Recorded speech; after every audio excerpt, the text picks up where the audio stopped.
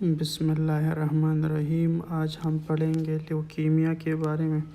Leukaemia की दो ही किस्म की क्लासिफिकेशन थी, एक पुराने ज़माने की और एक नए ज़माने की। ठीक है, दोनों को हम यहाँ पर पढ़ेंगे। ठीक है, ल्यूकीमिया क्या है? They are actually are blood malignancies. ठीक है, तो जनाब वो ब्लड मैलिग्नेंसी जो लिम्फ नोड से ओरिजिन होती है, जहाँ की ओरिजिन लिम्फ नोड से होती है, उसे हम कहते हैं लिम्फोमा। और जिसकी ओरिजिन बोन मेरो से होती है उसे हम कहते हैं ल्यूकीमिया। ठीक है, तब malignancy which arise from lymph node is known as lymphoma and which arise from bone marrow that is called leukemia। तो लिम्फोमा जो है वो टू टाइप का है, एक को कहते हैं हम हॉजकन लिम्फोमा और दूसरे को कहते हैं नॉन हॉजकन लिम्फोमा। ठीक है, हमारी कम्युनिटी का एक डॉक्टर अभी इसी नॉन हॉजकन लिम्फोमा से सफ़र कर रहा है, आपने इसके बारे में सुना है, अल्लाह उसको शिफा दे। तो लिम्फोमा के जो है दो ही टाइप है, एक हॉजकन है और दूसरा नॉन हॉजकन लिम्फोमा है। ठीक है, आप जनाब ल्यूकीमिया जो ब्लड बोन मेरो से राइज हुई थी उसकी भी टू टाइप है, एक को कहते हैं एक्यूट और दूसरे को कहते हैं क्रॉनिक। ठीक है, एक्यूट जो है it is a malignancy of immature cell. ठीक है, ये जो क्या है, दे आर इमैच्योर सेल्स की ओरिजिन है और it can be ALL acute lymphoblastic leukemia and can be AML acute myeloblastic leukemia। ठीक है, ये जो इमैच्योर सेल है तो ज़िंदगी में भी आपको पता है जब भी इमैच्योर लोगों से वास्ता पड़ता है तो उसकी काम क्या होती है, एग्रेसिव होती है, उसकी दुश्मनी भी एग्रेसिव होती है और दोस्ती भी एग्रेसिव होती है क्योंकि इमैच्योर होते हैं। तो इसी तरह जो इमैच्योर सेल की ओरिजिन है ये एक्यूट मैलिग्नेंसीज है, ALL and AML they are more aggressive. ठीक है, अब जनाब आते हैं क्रॉनिक के तरफ। तो क्रॉनिक सेल इसका मैचुरेशन है, इसकी ओरिजिन भी मैच्योर सेल से होती है। They are less aggressive. ठीक है, इमोशनली दे आर स्टेबल होते हैं मैच्योर लोग। इट कैन बी CLL और NCML chronic lymphoblastic leukaemia and chronic myeloblastic leukaemia. ठीक है, तो अभी ओल्ड क्लासिफिकेशन के मुताबिक हमारे पास तकरीबन 6 टाइप की ल्यूकीमिया हो गए, Hodgkin lymphoma, non Hodgkin lymphoma. ठीक है, acute lymphoblastic leukaemia, acute myeloblastic leukaemia, chronic lymphoblastic leukaemia, chronic myeloblastic leukaemia. ठीक है जी, आप रहमानिर्रहीम latest classification of blood malignancies पढ़ेंगे। न्यू क्लासिफिकेशन भी इसे कहते हैं। आप ऑलरेडी जानते हैं कि प्लूरिपोटेंट स्टेम सेल्स आगे दो ग्रुप में डिवाइड होता था, एक माइलॉइड सेल्स और दूसरी लिम्फॉइड सीरीज़। ठीक है, तो इस मैलिग्नेंसी का ओरिजिन भी माइलॉइड सीरीज़ से है और लिम्फॉइड सीरीज़ से है। तो जनाब माइलॉइड सीरीज़ से 3 किस्म की मैलिग्नेंसीज अराइज होते हैं, एक को हम कहते हैं AML एक्यूट माइलॉइड लिम्फोमा। ठीक है, और दूसरे को कहते हैं CMPD क्रॉनिक माइलोप्रोलिफरेटिव डिसऑर्डर। ठीक है, जिसके अंदर 4 वेरिएंट शामिल है। फर्स्ट वेरिएंट को कहते हैं CML क्रॉनिक माइलोसिटिक ल्यूकीमिया, दूसरा है पॉलीसाइथीमी रोब्रोवेरा। ठीक है, एसेंशियल थ्रोम्बोसाइटोमिया। ठीक है, and माइलोफाइब्रोसिस।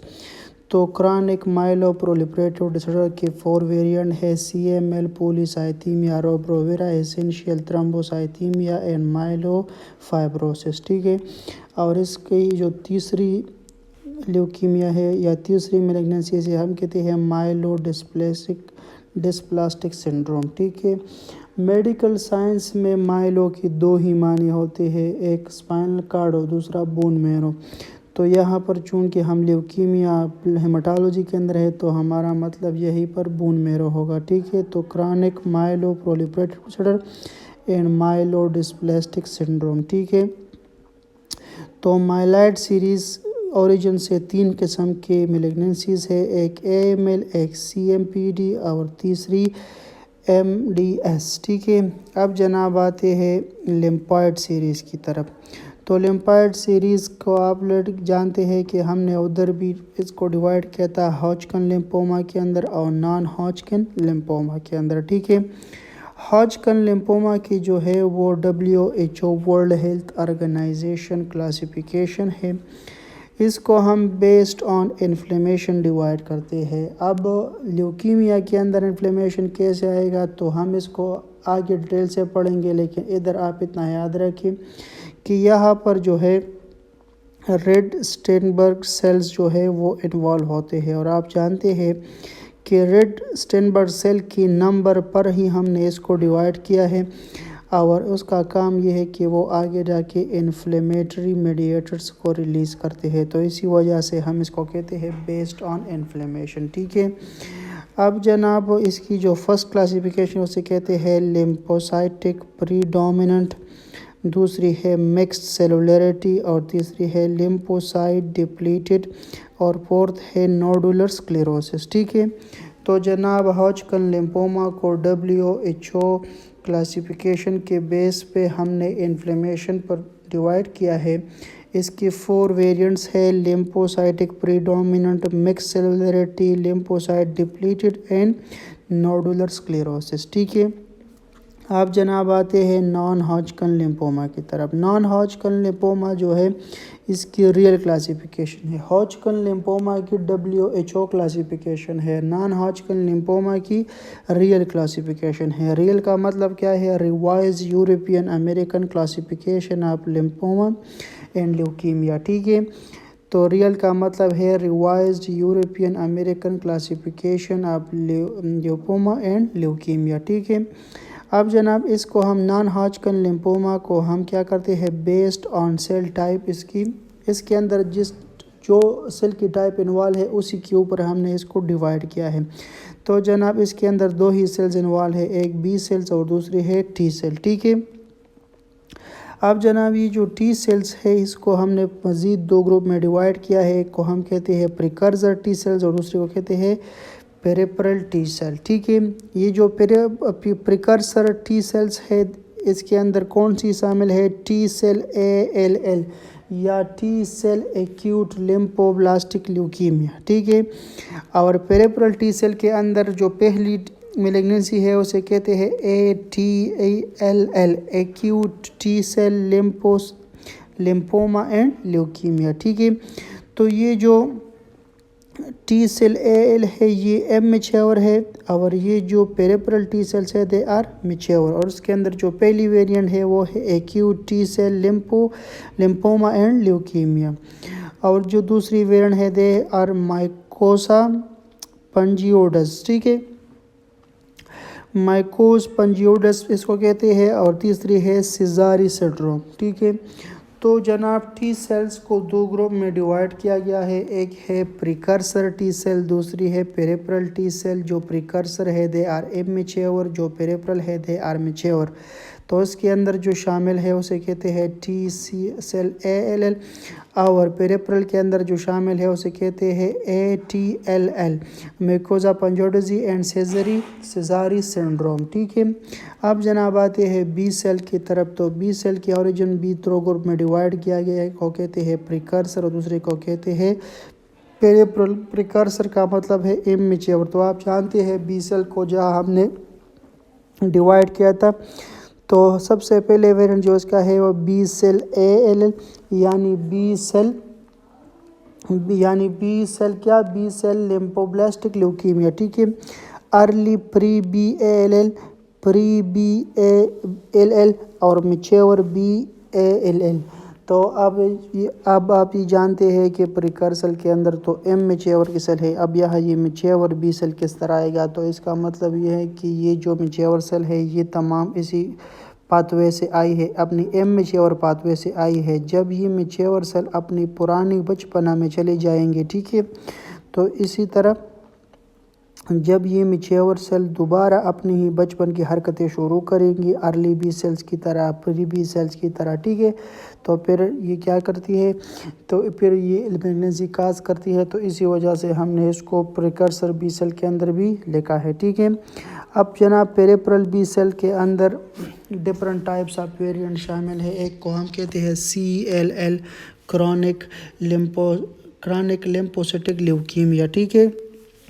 chronic lymphocytic lymphoma and small lymphocytic lymphoma, ठीक है। hairy cell leukemia, mantle cell lymphoma, follicular lymphoma, Burkitt cell lymphoma, diffuse large B cell lymphoma and plasma cell dyscrasia, ठीक है। प्लाज्मा सेल डिस्क्रेजिया की आगे 4 ही variant है, 4 ही type है, इसको हमने कल ही पढ़ा है। वोल्डनस्ट्रोम मैक्रोगेमा ग्लोबिनीमिया, मल्टीपल माइलोमा, प्लाज्मासाइटोमा, NMGUS, मोनोक्लोनल गैमोपैथी अनसिग्निफिकेंस, इसको हमने कल ही पढ़ा है, ठीक है। तो जनाब ये इसके नाम थोड़े ट्रिकी है, आपने बिल्कुल परेशान नहीं होना है। आगे जब हम एक एक को डिटेल से पढ़ेंगे तो आपको सारी याद हो जाएगी इंशाल्लाह। दोबारा अगर मैं एक थोड़ी सी स्लो रिवाइज करूँ आपको, तो जनाब new classification of blood malignancy को 2 ग्रुप में डिवाइड किया है। एक है माइलॉइड सीरीज़ और दूसरे को कहते हैं lymphoid series. Myeloid series AML, CMPD और MDS पे डिवाइड किया गया है। ये जो क्रॉनिक माइलोप्रोलिफरेटिव डिसऑर्डर है, इसकी 4 ही वेरिएंट है। CML, polycythaemia rubra vera, essential thrombocythaemia and myelofibrosis, ठीक है। लिम्फॉइड सीरीज़ को 2 ग्रुप में डिवाइड किया है, Hodgkin lymphoma and non Hodgkin lymphoma. Hodgkin lymphoma को WHO क्लासिफिकेशन के अंडर हमने इन्फ्लेमेशन के बेस पर 5 ग्रुप्स के अंदर डिवाइड किया गया है। Lymphocyte predominant, mixed cellularity lymphocytic depleted, nodular sclerosis, ठीक है। अब जनाब नॉन हॉजकिन लिम्फोमा को रियल क्लासिफिकेशन के बेस पर डिवाइड किया गया है, जो क्या है, revise European American classification of lymphoma and leukaemia, ठीक है। नॉन हॉजकिन लिम्फोमा के अंदर जो सेल्स इन्वॉल्व है उसी के टाइप पर डिवीजन है इसकी, ठीक है। T सेल इन्वॉल्व है और B सेल इन्वॉल्व है। टी सेल को हमने आगे 2 ग्रुप्स में डिवाइड किया है, precursor T cells and peripheral T cell. ये जो प्रिकर्सर है दे आर इमैच्योर, ये जो पेरिफेरल है दे आर मैच्योर, ठीक है। इमैच्योर के अंदर T सेल ALL शामिल है और मैच्योर के अंदर ATLL और म्यूकोजा पंजोटोसा एंड सेजारी सिंड्रोम शामिल है। बी सेल को भी इस तरह प्रिकर्सर और पेरिफेरल के अंदर शामिल किया गया है। प्रिकर्सर में B cell ALL, early B cell, pre BLL और मैच्योर बी सेल शामिल है। पेरिफेरल बी सेल की CLL, hairy cell leukaemia, mantle cell lymphoma, follicular lymphoma, Burkitt cell lymphoma, diffuse large cell lymphoma, plasma cell dyscrasia और plasma cell dyscrasia की आदि 4 ही वीडियो Waldenstrom macroglobulinaemia, multiple myeloma, plasmacytoma और MGUS या monoclonal गैमोपैथी अनसिग्निफिकेंस। तो ये जनाब तमाम क्लासिफिकेशन हो गई और इससे आगे हम एक एक को इंशाल्लाह बड़े डिटेल के साथ पढ़ेंगे, ठीक है। इससे पहले हमने ल्यूकीमिया का क्लासिफिकेशन पढ़ा, अब जनाब पढ़ते हैं प्लुरिपोटेंट हेमेटिक स्टेम सेल। ये चीज़ें हमने पढ़ी है, दोबारा एक रिव्यू करते हैं। जनाब आप जानते हैं कि प्लुरिपोटेंट हेमेटोपोइटिक स्टेम सेल्स आखिर 2 ही सीरीज़ के अंदर कन्वर्ट होता है। एक को हम कहते हैं लिम्फॉइड सीरीज़ और दूसरे को कहते हैं माइलॉइड सीरीज़। तो जनाब लिम्फॉइड सीरीज़ से 3 किस्म के सेल्स बनते हैं, एक को हम कहते हैं B सेल सीरीज़ और दूसरे को हम कहते हैं T सेल सीरीज़ और तीसरे को नेचुरल किलर सेल्स या NK सेल्स कहते हैं, ठीक है। अब जनाब ये जो B सेल की सीरीज़ है ये सबसे पहले अर्ली B सेल के अंदर कन्वर्ट होती है, फिर प्री B सेल और फिर इससे मैच्योर B सेल बनता है, ठीक है। अब जनाब सबसे पहले देखते हैं अर्ली प्री B सेल, ठीक है।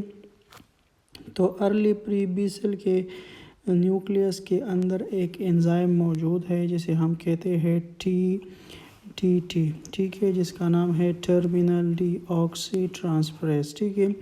इस एंजाइम का काम क्या है? एंजाइम का काम ये है कि ये अरेंज करता है gene of the heavy chain and light chain. जो हमारी एंटीबॉडीज़ है उसी एंटीबॉडीज़ की जो हेवी चेन्स है और लाइट चेन्स है, इन दोनों की अरेंजमेंट कौन करवाता है? ये TDT जीन एंजाइम करवाता है और which is present in the nucleus of the early pre B cells, ठीक है।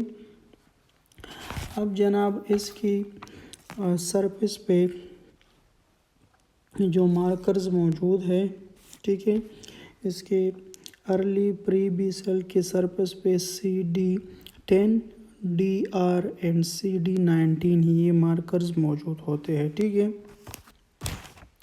अब जनाब जब ये क्या करती है, ये प्री बी सेल के अंदर कन्वर्ट होती है तो इसके ऊपर एक मार्कर इजाफा होता है। ठीक है, जिसे हम जेनेटिक मार्कर भी कहते हैं या सरफेस मार्कर कहते हैं। तो जनाब इसकी क्या होगी, CD10 होगी, DR होगी, CD19 और CD20 का इजाफा होगा। ठीक है, और न्यूक्लियस के अंदर TTT वो इस तरह प्रेजेंट रहेगी, लेकिन जो हेवी चेन्स है अब यह क्या करेंगे, न्यूक्लियस से निकल जाएंगे और साइटोप्लाज्म में आएंगे। ठीक है, तो जनाब प्री बी सेल के अंदर क्या होता है, प्री बी सेल के अंदर वही चीज़ें होती है जो अर्ली बी सेल के अंदर होती है, लेकिन सिर्फ एक चीज़ का इजाफा होता है कि CD20 आ जाती है यहाँ पर और हेवी चेन जो है वो साइटोप्लाज्म के अंदर अभी प्रेजेंट होते हैं। ठीक है, अब जनाब ये आगे जाके कन्वर्ट होते हैं इनटू मैच्योर बी सेल। ठीक है, मैच्योर बी सेल के अंदर क्या होती है, DR मार्कर होता है, CD19 होता है, CD20 होता है और CD21 होता है और BCR होता है। ये जो BCR मार्कर है इससे क्या बनता है, इससे फर्स्ट एंटीबॉडी बनती है जिसको हम क्या कहते हैं, IgM। तो जनाब आप ये याद रखें कि मैच्योर सेल के सरफेस के ऊपर जो BCR जीन मौजूद है, BCR मार्कर मौजूद है, उसी मार्कर से क्या बनता है, IgM एंटीबॉडी बनती है। ठीक है, और न्यूक्लियस के अंदर TDT एंजाइम क्या होता है, अब ये नेगेटिव होता है यानी मौजूद नहीं होता। ठीक है, अब जनाब ये जो CD21 है, हमारे बॉडी के अंदर जितने भी वायरस है हर वायरस का एक रिसेप्टर मौजूद है। ठीक है, आपने कभी नहीं देखा होगा कि हेपेटाइटिस C वायरस ने क्या किया, ब्रेन पर अटैक किया। ठीक है, ये हमेशा अटैक करता है हमारे लीवर के ऊपर। ठीक है, उसकी वजह क्या है कि ये HPA या HBV या HCV का जो वायरस है उसकी रिसेप्टर लीवर के अंदर मौजूद है। इसी तरह ये जो एप्स्टन बार वायरस है ये हमारे मैच्योर बी सेल के ऊपर अटैक करते हैं। क्यों, क्योंकि यहाँ पर इसका रिसेप्टर मौजूद है, उस रिसेप्टर को हम कहते हैं CD21। तो जनाब CD21 मार्कर जो है बी लिम्फोसाइट का जो मार्कर है ये क्या करता है, work as a receptor for the Epstein Barr virus. ठीक है, तो आप अभी आपको पता है कि फॉर एग्जांपल मैं अगर आपको एग्जांपल दूँ कि सारे हम क्या है, ह्यूमन है। ठीक है, लेकिन ये जो हमारी ह्यूमन जो है ये हर एक अपने कास्ट या अपने कबीले से ताल्लुक़ रखता है। ठीक है, इसी तरह हमारे बॉडी के अंदर बी सेल भी है और बी सेल के जो कास्ट है उसे क्या कहते हैं, उसे कॉलोन कहते हैं। ठीक है, तो ये अपनी कॉलोनीज़ में रहते हैं और हर कॉलोनीज़ क्या करती है, अपनी एंटीबॉडीज़ बनाते हैं। ठीक है, तो हमारे बॉडी के अंदर मुख्तलिफ एंटीजन्स आए हुए और मुख्तलिफ कॉलोनीज़ बनी हुई है। ठीक है, मुख्तलिफ कॉलोनीज़ बनी हुई है तो उसके नतीजे में हमारे बॉडी के अंदर पॉली कॉलोनी एंटीबॉडीज़ मौजूद है। ठीक है, जब भी हमारे बॉडी के अंदर एप्स्टन बार वायरस आता है तो ये क्या करता है, ये हर कॉलोनी के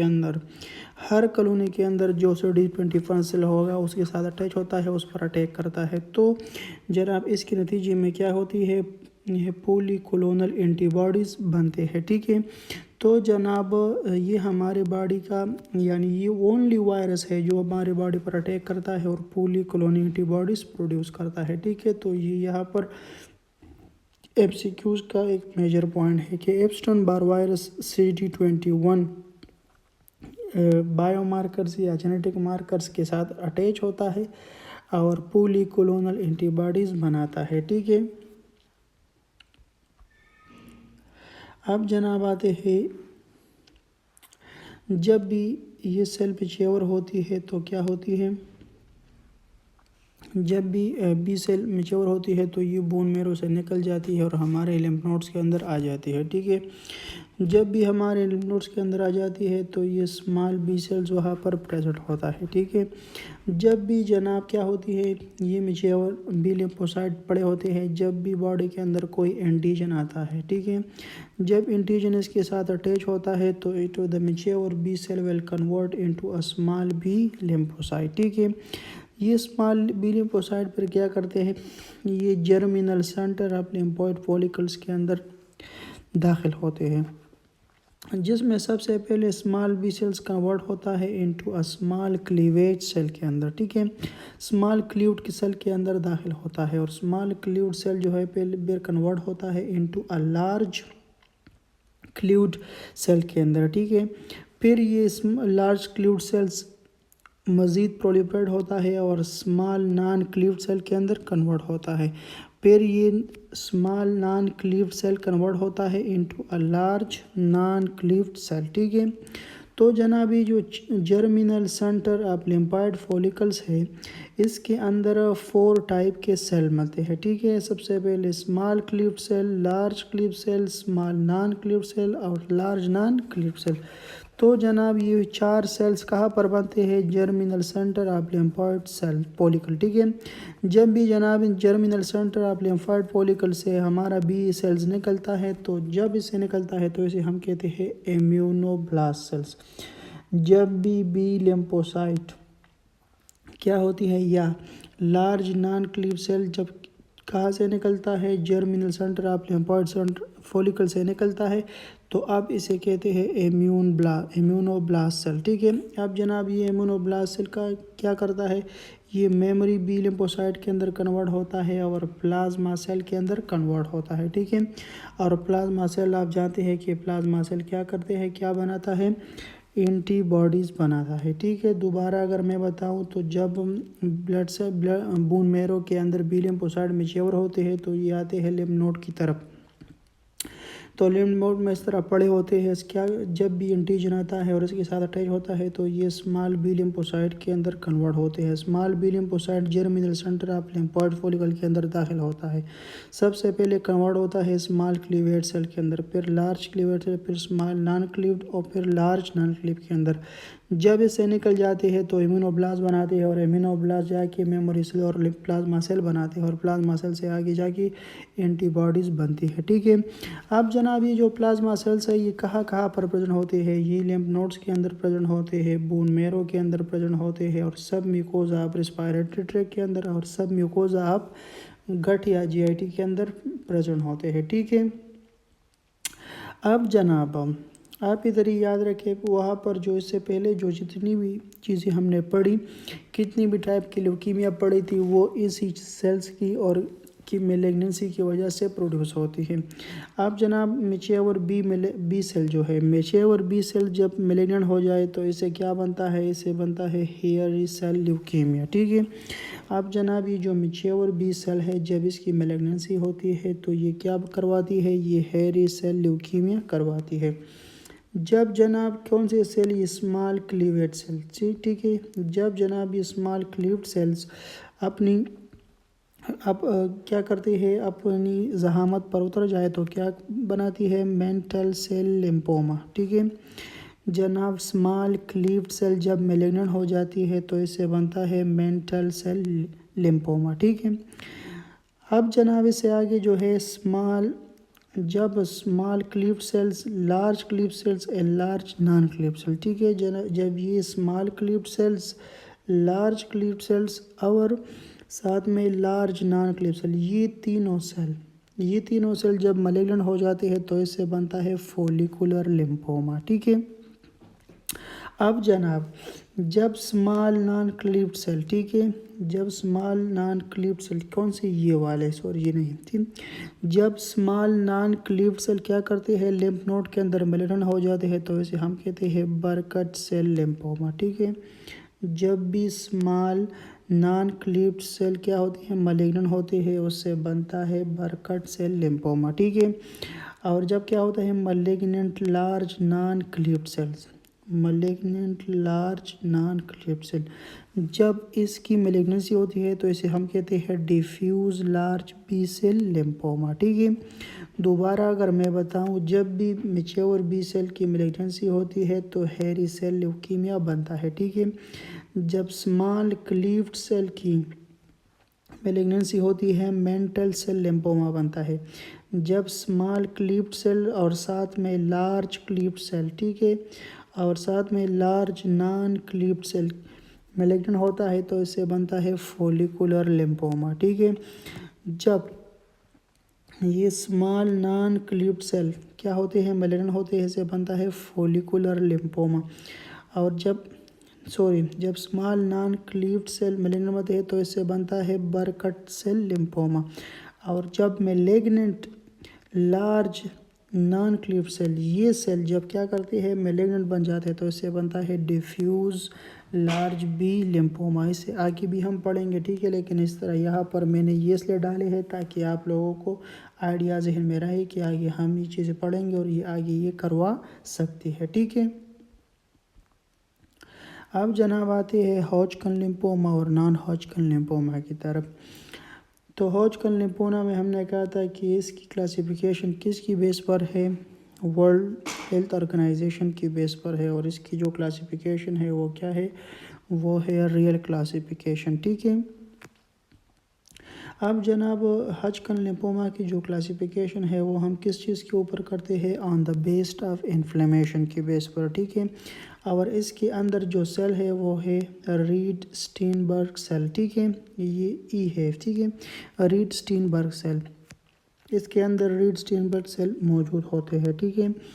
ये जो नॉन हॉजकिन लिम्फोमा है इसके अंदर जो इसको जिस तरह हॉजकिन लिम्फोमा को जिस तरह हमने बेस ऑन इन्फ्लेमेशन डिवाइड किया है, इसको इस नॉन हॉजकिन को हम बेस ऑन सेल टाइप, जो सेल इन्वॉल्व होते हैं उसकी टाइप पर हमने डिवाइड किया हुआ है, ठीक है। हॉजकिन लिम्फोमा के अंदर रीड स्टीनबर्ग सेल मौजूद होते हैं, पॉजिटिव होते हैं, जबकि नॉन हॉजकिन लिम्फोमा के अंदर मौजूद नहीं होते, ठीक है। हॉजकिन लिम्फोमा के अंदर एनलार्ज लिम्फ नोड होता है, रबरी इन कंसिस्टेंसी होता है और पेनलेस होता है, और will become painful in on alcohol intake, ठीक है। और नॉन हॉजकिन लिम्फोमा के अंदर क्या होता है, एनलार्ज लिम्फ नोड होता है, not painful on alcohol intake. तो सब पहली बात यह है कि दोनों के अंदर क्या होते हैं, एनलार्ज लिम्फ नोड होते हैं, ठीक है। दूसरी बात यह है कि पेनफुल होते हैं, पेनलेस होते हैं, ठीक है। हॉजकिन लिम्फोमा का जो एनलार्ज लिम्फ नोड होता है वो भी पेनलेस होता है, और नॉन हॉजकिन लिम्फोमा के अंदर जो लिम्फ नोड है वो भी पेनलेस है।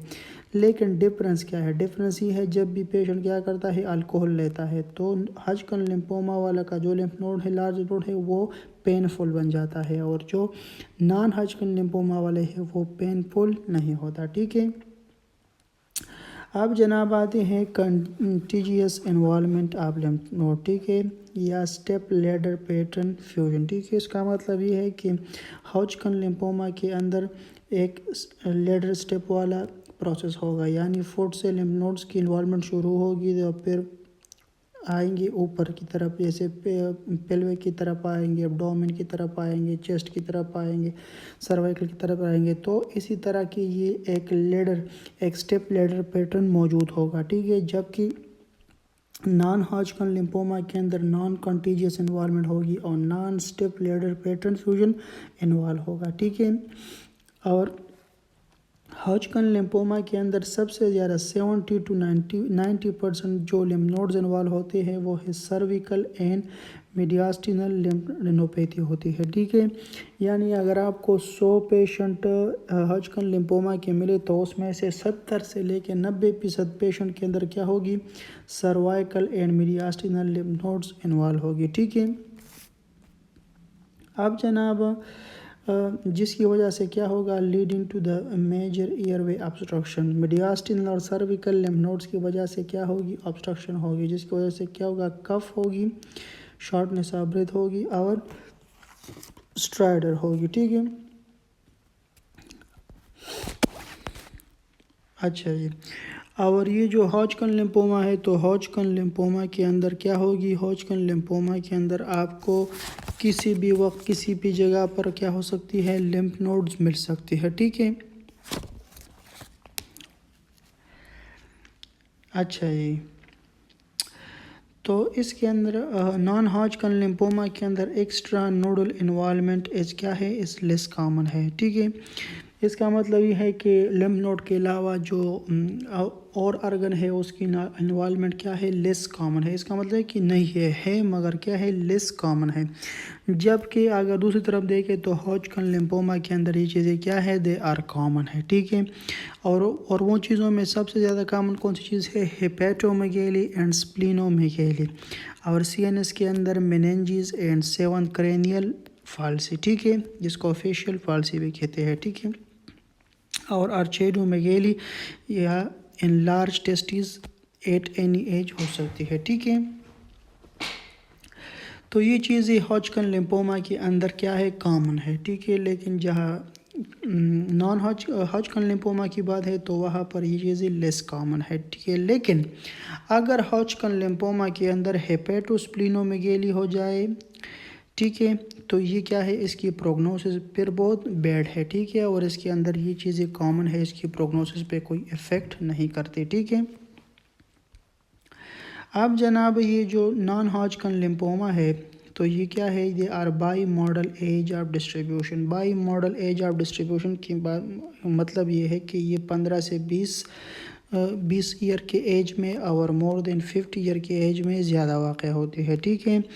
और अगर आप इससे निकल गए हैं और इसके दरमियान में है तो इसका मतलब ये है कि अभी आपको नहीं हो सकता। और इसके अंदर इसके अलावा अगर नॉन हॉजकिन लिम्फोमा जो है वो किसी भी एज में हो सकता है, ठीक है।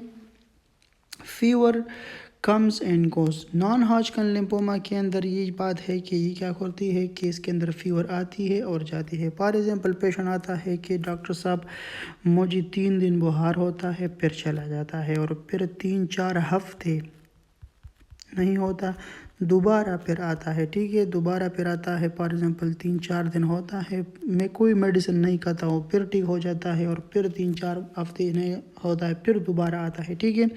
तो इस तरह का जो हिस्ट्री होती है फीवर की, उसे हम कहते हैं पिल एब्स्टिन फीवर कहते हैं, ठीक है। तो नॉन हॉजकिन लिम्फोमा के अंदर पिल एब्स्टिन फीवर होगा, ठीक है। अब जनाब 3-4 चीज़ें मैंने दूसरे सोर्स से उठाई है, अगर आप इधर देख लें एक बार तो ये जो हॉजकिन लिम्फोमा है, Hodgkin lymphoma contain Reed Sternberg cells, ठीक है। और इसके अंदर ये स्टेनबर्ग सेल कहाँ से आते हैं, दे आर, इसकी ओरिजिन कहाँ से है, बी सेल से है, ठीक है, बी सेल से है। और बी सेल के कौन सेल, CD15 और CD30 से मौजूद है, ठीक है। अगर इसके अंदर आप देखें तो आपको 2 लोब्स मिल जाते हैं, ठीक है, जिसे हम क्या कहते हैं, ओवल आइज भी कहते हैं, ठीक है। तो ये क्या है, ये रेड स्टेनबर्ग सेल है, ठीक है। और इसके अलावा एक और बात कही गई है कि नेसेसरी, ये जो रेड स्टेनबर्ग सेल है, they are necessary but not sufficient for diagnosis of Hodgkin lymphoma, ठीक है। इसके फिर जनाब और मज़ीद सब टाइप बयान किए गए हैं कि नोडुलर स्क्लेरोसिस है और ये है, ठीक है।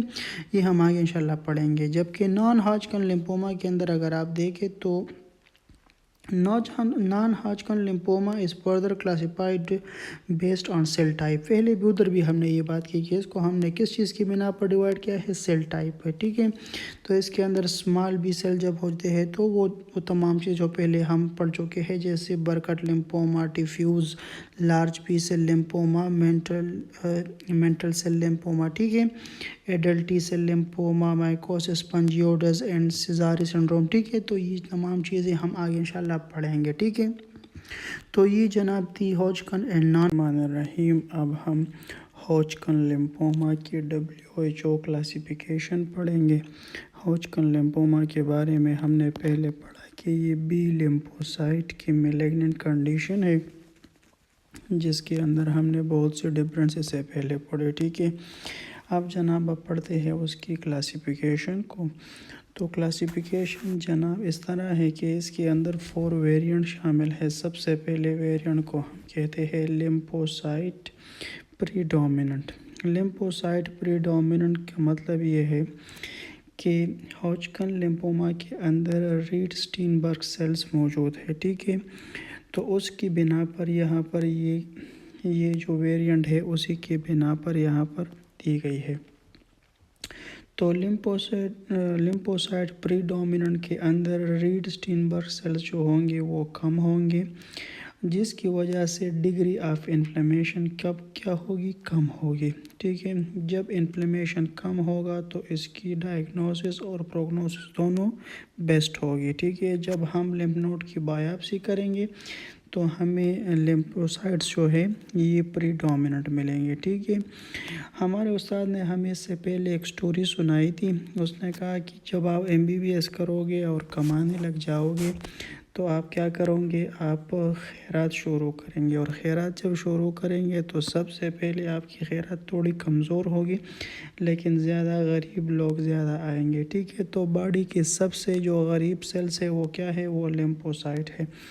तो सबसे ज़्यादा कौन चीज़ आएगी, लिम्फोसाइट यहाँ पर आएंगी। फिर आप जब ज़्यादा पैसे कमाएंगे तो थोड़ी खैरात अच्छी होगी, खैरात अच्छी होगी तो साथ में गरीब भी आएंगे और थोड़े अमीर लोग भी आएंगे, जैसे न्यूट्रोफिल, बेसोफिल, एसिनोफिल, लिम्फोसाइट, ये तमाम लोग आएंगे। ठीक है, अब जब इसके बाद आप और अमीर हो जाएंगे और इतनी अच्छी खूबसूरत बिरयानी या और चीज़ पकाएंगे तो कोई भी नहीं आएगा। क्यों? क्योंकि सारे लोग उसकी खुशबू से मर रहे होंगे। ठीक है, तो जनाब ये उसने एक स्टोरी सुनाई थी हमें याद करवाने के लिए। तो हम कहते हैं कि यहाँ पर क्या होती है, रीड स्टीनबर्ग सेल जो है वो लेस होती है, जिसकी वजह से इन्फ्लेमेशन लेस होता है और जिसकी वजह से इसकी प्रोग्नोसिस बेस्ट होती है। और जब हम लिम्फ नोड की बायोप्सी करते हैं तो लिम्फोसाइट प्रीडोमिनेंट मिलते हैं। ठीक है जनाब, अब जनाब आते हैं मिक्स्ड सेलुलरिटी की तरफ। मिक्स्ड सेलुलरिटी के अंदर क्या होती है, रीड स्टीनबर्ग सेल जो है ये मॉडरेट होती है, इसी वजह से डिग्री ऑफ इन्फ्लेमेशन भी क्या होती है, मॉडरेट होती है। और जब हम लिम्फ नोड की बायोप्सी लेते हैं तो लिम्फ नोड की बायोप्सी पर हमें मिक्स सेल मिलते हैं। ठीक है, अमीर और गरीब दोनों आते हैं, न्यूट्रोफिल भी मिलते हैं, बेसोफिल भी मिलते हैं, एसिनोफिल भी मिलते हैं और लिम्फोसाइट भी मिलते हैं। ठीक है, और ये जो मिक्स सेलुलरिटी है they are most common in male. Male के अंदर जो है वो सबसे मोस्ट कॉमन कौन सी है, मिक्स सेलुलरिटी। ठीक है, अब जनाब इसकी तीसरी वेरिएंट पर आते हैं तो लिम्फोसाइट डिप्लीटेड। ठीक है, अब क्या करिए, आपकी खैरात की खुशबू ऐसी है कि कोई नहीं आया, सारे क्या हो गए, बेहोश हो गए। The number of Reed Sternberg cell जो है they are high, degree of inflammation are high and worst prognosis. जब रीड स्टीनबर्ग सेल ज़्यादा होंगे और इन्फ्लेमेशन हाई होगी तो प्रोग्नोसिस की वर्स्ट होगी। और जब आप लिम्फ नोड बायोप्सी करेंगे तो वहाँ पर आपको डिप्लीटेड लिम्फोसाइट मिलेंगे। ठीक है, लिम्फोसाइट बिल्कुल ख़त्म मिलेंगे। ठीक है, अब जनाब आते हैं फोर्थ वेरिएंट की तरफ, जिसे हम कहते हैं नोडुलर स्क्लेरोसिस। नोडुलर स्क्लेरोसिस जो है तो ये सबसे जो most common variant of Hodgkin lymphoma है। हॉजकिन लिम्फोमा का सबसे जो कॉमन वेरिएंट है वो है नोडुलर स्क्लेरोसिस, और ये नोडुलर स्क्लेरोसिस सबसे ज़्यादा वुमेन्स या फीमेल के अंदर पाई जाती है। ठीक है, तो सबसे ज़्यादा जो मोस्ट कॉमन इन मेल है वो कौन सी है, वो है हाइपर सेलुलरिटी, और फीमेल के अंदर जो मोस्ट कॉमन है वो है नोडुलर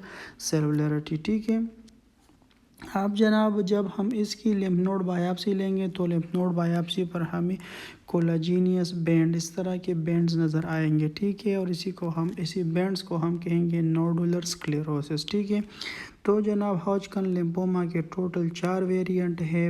लिम्फोसाइट प्रीडोमिनेंट, जिसमें क्या होती है, लिम्फोसाइट लिम्फ नोड में सबसे ज़्यादा होते हैं। मिक्स सेलुलरिटी के अंदर मिक्स सेल्स होते हैं, लिम्फोसाइट डिप्लीटेड के अंदर वर्स्ट प्रोग्नोसिस होती है, और लिम्फ नोड बायोप्सी पर लिम्फोसाइट नहीं होते हैं। नोडुलर स्क्लेरोसिस के अंदर लिम्फ नोड्स के अंदर कोलाजीनियस बैंड्स बन जाते हैं। मेल्स के अंदर मिक्स सेलुलरिटी ज़्यादा है और फीमेल के अंदर नोडुलर स्क्लेरोसिस ज़्यादा है। और सबसे जो मोस्ट कॉमन है वो क्या है, वो है नोडुलर स्क्लेरोसिस। ठीक है, अब जनाब आते हैं रीड स्टीनबर्ग सेल की तरफ के। ये रीड स्टीनबर्ग सेल की क्या चीज़ है। ठीक है, इससे पहले भी मैंने आपको थोड़ा बहुत बताया हॉजकिन और नॉन हॉजकिन लिम्फोमा के डिफरेंस के टाइम पे। ठीक है, तो जनाब ये क्या है, they are malignant B lymphocyte है। ठीक है, में बी पॉजिटिव पर CD15 और CD30, ठीक है। CD15 और CD30 से आगे बंधे होते हैं। हैविंग टू न्यूक्लियाई, जिसके अंदर दो न्यूक्लियस हैं, mirror image to each other, having centrally placed nuclei, giving an oval shape, ठीक है, giving an oval eye shape, ठीक है, oval eye appearance or shape and use to produced inflammatory mediator, और जो क्या करती है, इन्फ्लेमेटरी मेडिएटर रिलीज़ करती है। जनाब रीड स्टिंगबर्ग जो है ये मेलिग्नेंट बी लिम्फोसाइट है जो CD15 और CD30 से बन के आते हैं, जिसके अंदर दो न्यूक्लियस है और जो मिरर की इमेज की तरह होते हैं और वो ओवल्स आइज की तरह अपीयरेंस रखते हैं, ठीक है। आप जनाब इस पिक्चर में देख सकते हैं कि ये क्या है, ये they are Reed Sternberg cell है जो ओवल आइज की तरह दिखते हैं, ठीक है। अब जनाब आते हैं केस को, केस की तरफ देखते हैं। An 18-year-old patient has presented with fever come and goes, ठीक है, weight loss, patient have also the history of swelling in the neck, biopsy from the swelling report showing binucleated and given an oval eye appearance, patient is most likely suffering from, तो आपका जवाब क्या है, हॉजकन lymphoma, ठीक है। सबसे पहले आप देखते हैं कि इसके अंदर फीवर ऑन आप आती है, ठीक है, पे वेट लॉस की बात आती है और history of swelling in the neck. हमने कहा था कि यहाँ पर क्या होती है, सबसे ज़्यादा सर्वाइकल लिम्फ नोड्स और मीडियास्टियल लिम्फ नोड्स इन्वॉल्व होते हैं, ठीक है। उसके बाद फिर हमने इसकी पेरिफेरल बायोप्सी की तो हमें स्टीनबर्ग सेल्स मिले, ओवल आई एफियरेंस मिल गया, ठीक है। तो ये क्या है, ये the patient is most likely suffering from Hodgkin lymphoma, ठीक है। अब जनाब आते हैं the incidence of different malignancy age wise, ठीक है। ये जो डिफरेंट मेलेग्नेंसी है इसको एज वाइज पर तकसीम किया गया है, एक ग्राफ बनाया गया है, ठीक है जनाब। तो फर्स्ट ईयर से लेके 15 ईयर तक जो जिन लोगों के अंदर इस एज के अंदर जो सबसे जो मोस्ट कॉमन मेलेग्नेंसी है वो है एक्यूट लिम्फोब्लास्टिक ल्यूकेमिया, ठीक है। और 15 ईयर से लेके 13 ईयर एज के अंदर के लोगों की जो है वो है AML, एक्यूट माइलोब्लास्टिक ल्यूकीमिया, ठीक है। और यहाँ पर जो 30 से लेके 60 ईयर के लोगों के दरमियान जो है वो है chronic myeloid leukaemia, mantle cell lymphoma, hairy cell leukaemia and follicular lymphoma. और 60 से ऑनवर्ड जो है वो है CLL एंड SLL, ठीक है। तो ये एज वाइज पर थोड़ा तकसीम किया गया है, ठीक है।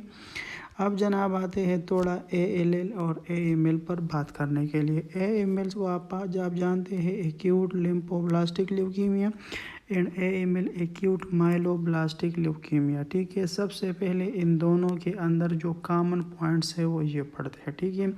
Both are blood malignancies, you know better, और बोथ कहा कि इमेच्योर है, इमेच्योर है तो बोथ आर एग्रेसिव, ठीक है। जब हम भी इमेच्योर थे तो हम भी बड़े एग्रेसिव थे, ठीक है।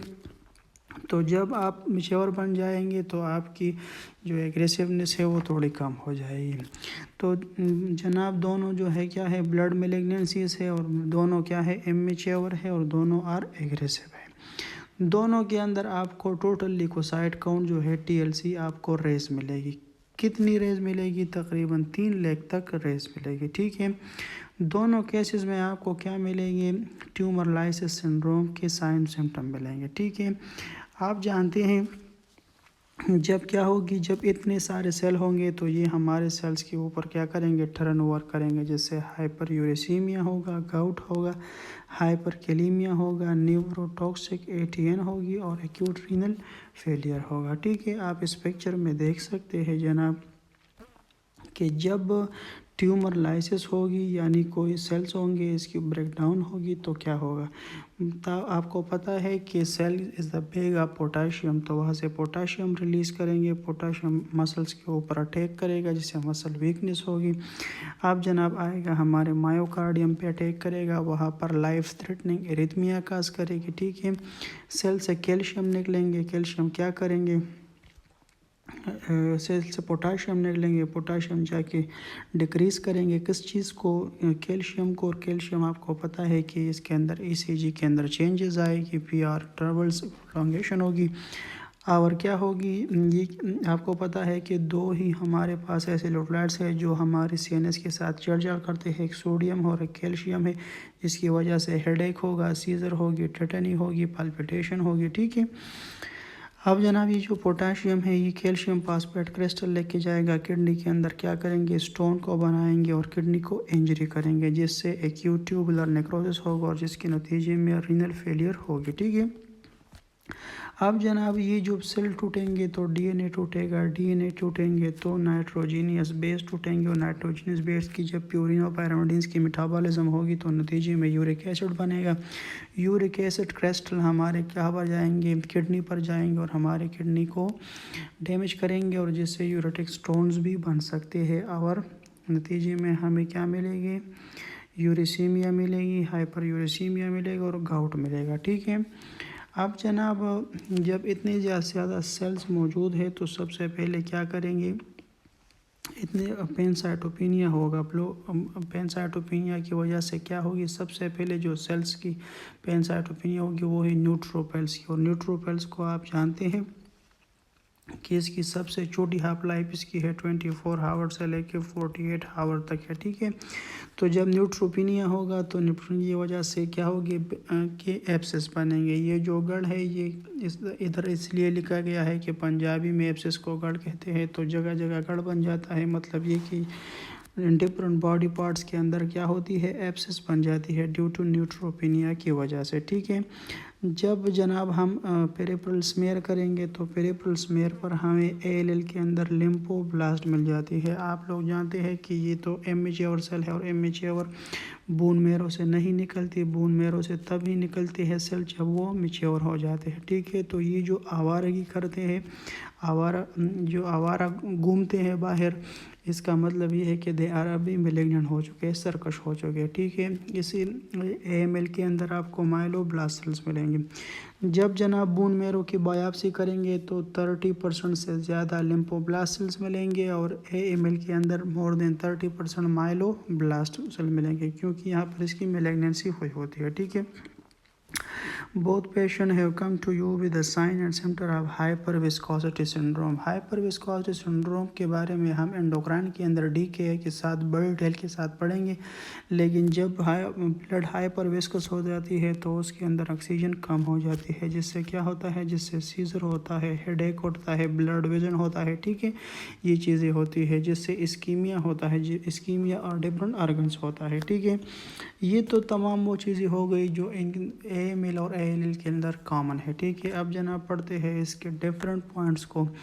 डिफरेंट पॉइंट्स तो आप जानते हैं कि एक्स्ट्रा नोडुलर इन्वॉल्वमेंट किस क्या होगी, कॉमन होगी, यानी एक्यूट लिम्फोब्लास्टिक ल्यूकीमिया के अंदर एक्स्ट्रा नोडुलर इन्वॉल्वमेंट कॉमन होगी, जबकि एक्यूट माइलोब्लास्टिक ल्यूकीमिया के अंदर नॉट कॉमन होगी। ठीक है। इसके अंदर नोडुलर इन्वॉल्वमेंट एंड स्किन के अंदर डिफरेंट टाइप्स ऑफ नोडुल्स होंगे, यानी लिम्फ नोड्स इन्वॉल्वमेंट होंगे। और जनाब इसके साथ क्या होंगे, डीआईसी के इससे आगे हम पढ़ेंगे इंशाल्लाह एएमएल के वेरिएंट्स को, लेकिन एएमएल का एक वेरिएंट है जिसे कहा कि है M3 वेरिएंट, वो डीआईसी के साथ एसोसिएट करता है। ये हमने डीआईसी के अंदर भी पढ़ा था कि एक ही डिजीज़ है जो क्या करती है, जो डीआईसी के साथ मौजूद है, एक ही मेलिग्नेंसी है, वो है एएमएल, और एएमएल का एक ही वेरिएंट है जिसे हम M3 वेरिएंट कहते हैं, जो डीआईसी के साथ एसोसिएट करता है, और इसके साथ हमें क्या मिलेगी, जिंजुअल हाइपरप्लेजिया मिलेगा। ठीक है। अब जनाब जो लिम्फोब्लास्ट है पीरियोडिक एसिड शिफ्ट उसके अंदर पॉजिटिव होता है, जबकि माइलोब्लास्ट के अंदर नेगेटिव होता है। और बॉडी जो है ये माइलोब्लास्ट के अंदर पॉजिटिव होते हैं, लिम्फोब्लास्ट के अंदर नेगेटिव होते हैं। माइलो पर ऑक्सीडेज जो है ये क्या होती है, ये नेगेटिव होती है लिम्फोब्लास्ट के अंदर, और माइलोब्लास्ट के अंदर पॉजिटिव होती है। ठीक है। अब जनाब आते हैं केस की तरफ। केस को अगर देखा जाए, a 10-year-old patient has represented with raised TLC, elevated RFTs and abscess in different body parts. Peripheral smear show lymphoblast in bone marrow show more than 30% lymphoblast cells. ठीक है, patient have blurred vision. Malignant cells are PAS positive and MPO myeloperoxidase negative and PAS positive. Patient is most likely suffering from. ठीक है, तो ये case किसी का, ये ALL का केस है. आप जानते हैं कि ALL के अंदर TLC रेस्ट होती है और साथ में क्या होती है, ट्यूमर लाइसिस सिंड्रोम की वजह से RFT ज़्यादा होती है. ठीक है, यानी RFT की यूरिया एंड क्रेटिनिन ज़्यादा होती है, जो हमें क्या बताती है, एक्यूट रीनल फेलियर बताती है. ठीक है, और पैनसाइटोपिनिया की वजह से एब्सेस होगी बॉडी के डिफरेंट पार्ट्स के अंदर. जब हम पेरिफेरल स्मेयर करेंगे तो हमें लिम्फोब्लास्ट मिलेगी. बोन मैरो बायोप्सी पर 30% से ज़्यादा लिम्फोब्लास्टिक सेल्स मिलेंगे. ठीक है, हाइपर विस्कोसिटी सिंड्रोम के साइन सिम्टम्स दिए गए हैं, जैसे क्या पेशेंट के अंदर ब्लडी विजन होगा. ठीक है, और सेल के प्रॉपर्टीज़ बताए हैं कि लिम्फोब्लास्ट के अंदर पास पॉजिटिव होता है और MPO नेगेटिव होता है. तो ये केस जैसे चाहे, ये केस है एक्यूट लिम्फोब्लास्टिक ल्यूकीमिया का. ठीक है, आप जनाब आते हैं दूसरी केस की तरफ. 16 ईयर ओल्ड. सबसे पहले आप एज को भी दे सकते हैं कि इट इज़ मोर देन 15 है. ठीक है, और वो क्या है, वो लेस देन 15 था. ठीक है, more than 15 या 16 year old patient has represented with raised TLC, gout and arrhythmia. ठीक है, ये तमाम साइन सिम्टम किस चीज़ के हैं, ट्यूमर लाइसिस सिंड्रोम के हैं. ठीक है, पेरिफेरल स्मेयर शोज माइलोब्लास्ट. ठीक है, and bone marrow biopsy shows more than 30% myeloblastic cells. Patient have syncope. ये हाइपर विस्कोसिटी सिंड्रोम के साइन सिम्टम्स हैं. Headache, gingival hyperplasia and malignant cells are PAS negative and Auer bodies are positive. आपको पता है myeloblast sales के अंदर क्या है, ओवर बॉडीज पॉजिटिव होते हैं. The patient is most likely suffering from acute myeloblastic leukaemia. ठीक है, थैंक यू सो मच. बिस्मिल्लाहिर्रहमानिर्रहीम. अब हम पढ़ेंगे the classification of ALL, acute lymphoblastic leukaemia. ठीक है, तो जनाब इसकी क्लासिफिकेशन आप ऑलरेडी जानते हैं कि को हम कहते हैं T cell ALL and B cell ALL. ठीक है, B सेल ALL को हमने 3 ग्रुप्स में डिवाइड किया है. एक को हम कहते हैं FAB क्लासिफिकेशन या फ्रेंच अमेरिकन ब्रिटिश क्लासिफिकेशन. ठीक है, जिसके अंदर 3 वेरिएंट शामिल है, L1, L2 एंड L3. ठीक है, immunological classification early B cells, early pre B cell, pre B cells and mature B cells. आप ऑलरेडी इसको जानते हैं. साइटोजेनिक क्लासिफिकेशन को 2 ग्रुप्स में फिर डिवाइड किया गया है. एक वो है जिसके अंदर जीन ट्रांसलोकेशन मौजूद है और ये 85% होती है. ठीक है, और एक वो है जिसके अंदर no gene translocation are involve. ठीक है, ये तकरीबन 15% है. 85% जीन ट्रांसलोकेशन आर पाइलोडिप्लिया क्रोमोसोम्स, और इसके अंदर जो प्रोग्नोसिस है वो बैड है. इसकी साइटोजेनिक क्लासिफिकेशन के अंदर ये बातें बड़ी इंपॉर्टेंट है कि जो जीन ट्रांसलोकेशन इन्वॉल्व है दे हैव बैड प्रोग्नोसिस, और जिसके अंदर जीन इन्वॉल्व नहीं है उसका प्रोग्नोसिस क्या है, गुड है. ठीक है, अब जनाब जब एक सेल बोन मैरो के अंदर मैच्योर होती है, फॉर एग्जांपल B लिम्फोसाइट. ठीक है, B लिम्फोसाइट बोन मैरो से आती है सिस्टेमिक सर्कुलेशन के अंदर, और सिस्टेमिक सर्कुलेशन से फिर कहा जाती है लिम्फ नोड्स. चाहे जब लिम्फ नोड्स पर जाती है तो इसे हम कहते हैं स्मॉल B लिम्फोसाइट. ठीक है, और जनाब ये जिस तरह यहाँ से लिम्फ नोड्स की तरफ आई है उसी तरह ये दोबारा भी जा सकती है सिस्टेमिक वास्कुलेचर की तरफ और फिर बोन मैरो के अंदर. ठीक है, तो जब भी आपके सामने ALL का पेशेंट प्रेजेंट करेगा तो आप ये नहीं बता सकते कि ये बोन मैरो से लिम्फ नोड्स के अंदर आया है या लिम्फ नोड से बोन मैरो की तरफ आया है. ठीक है, अब जनाब आते हैं इसकी क्लिनिकल फीचर्स की तरफ. तो क्लिनिकल फीचर्स ऑलरेडी आप जानते हैं, हमने हॉजकिन और नॉन हॉजकिन लिम्फोमा के अंदर भी थोड़ा पढ़ा था. लेकिन इधर अगर आप देखें तो मोर देन 60 ईयर के अंदर होगा। हमने उधर उस ग्राफ में बताया था कि CLL जो है क्रॉनिक लिम्फोब्लास्टिक ल्यूकीमिया, ये क्या होती है, मोर देन 60 ईयर होती है, ठीक है। और जनाब इट इज़ एसिम्टोमेटिक, ठीक है, लेकिन इसके अंदर सिम्टम्स होते हैं मगर वो क्या होते हैं, वो नॉन स्पेसिफिक होते हैं, जैसे anorexia, weight loss, tiredness and fatigability, ठीक है। इसके अंदर इनलार्ज निम्नोड होता है और जब हम CBC करेंगे तो TLC या WBC हमें 5 से लेकर 20,000 तक मिल जाएंगे, ठीक है। मेलिग्नेंट बी लिम्फोसाइट जो इसके अंदर है इट इज़ नॉन फंक्शनल है, ठीक है। नॉन फंक्शनल का मतलब ये है कि बी लिम्फोसाइट का काम आप जानते हैं कि इसका काम क्या है, एंटीबॉडी को प्रोड्यूस करना, ठीक है। तो इसके अंदर पेन हाइपोगेमाग्लोबिनीमिया होता है, ठीक है। Gammaglobulinaemia is the second name of immunoglobulins and immunoglobulin is the second name of antibodies, ठीक है। तो ये तीनों एक ही चीज़ है, एक ही चीज़ के नाम है, जिसकी वजह से जब बॉडी के अंदर बी लिम्फोसाइट के नॉन फंक्शन की वजह से ये गेमाग्लोबिनीमिया होगा या इम्यूनोग्लोबुलिन कम होगी या एंटीबॉडीज़ कम होगी, तो इससे क्या होगी, इससे increase the risk of infection बढ़ेगा, ठीक है। अब जनाब ये जहाँ पर नॉन फंक्शन है वहाँ पर डिसफंक्शन भी है। डिसफंक्शन का मतलब ये है कि ये क्या करेंगे कि ये अब अपना फंक्शन परफॉर्म करेंगे लेकिन इन रॉन्ग वे, ठीक है। तो जनाब ये क्या करते हैं, यही एंटीबॉडी सीधा आते हैं और हमारी RBC के ख़िलाफ़, ठीक है, RBC के ख़िलाफ़, RBC को एंटीजन समझ के उनके ख़िलाफ़ वो एंटीबॉडी बनाते हैं। और आप जानते हैं जब भी हमारे RBC के ख़िलाफ़ एंटीबॉडी बने तो इसे हम कहते हैं ऑटोइम्यून हेमोलिटिक एनीमिया। इसको हमने पढ़ा था कि एक कोड है और एक वार्म है, तो यह और क्लासिफिकेशन की ज़रूरत नहीं है। तो जब भी बी लिम्फोसाइट डिसफंक्शन होते हैं तो उसके नतीजे में होता है warm immune haemolytic anaemia and it will occur at 10%, ठीक है।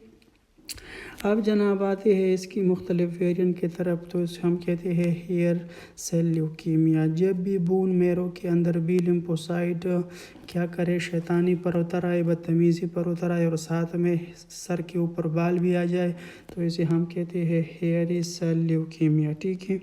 हेयरी सेल ल्यूकीमिया की ओरिजिन कहाँ से है, ये इसकी ओरिजिन मेच्योर बी लिम्फोसाइट से है। तो आपको पता है कि मेच्योर बी लिम्फोसाइट कहाँ होते हैं, बोन मेरो के अंदर होते हैं, ठीक है। इसके अंदर ये इस variant of non Hodgkin lymphoma, ठीक है। नॉन हॉजकन लिम्फोमा के बारे में हमने डिफरेंस आगे पढ़ी थी कि लार्ज लिम्फ नोड होगा, ठीक है, लेकिन हेयर सेल ल्यूकीमिया के अंदर ये अनकॉमन है, ठीक है।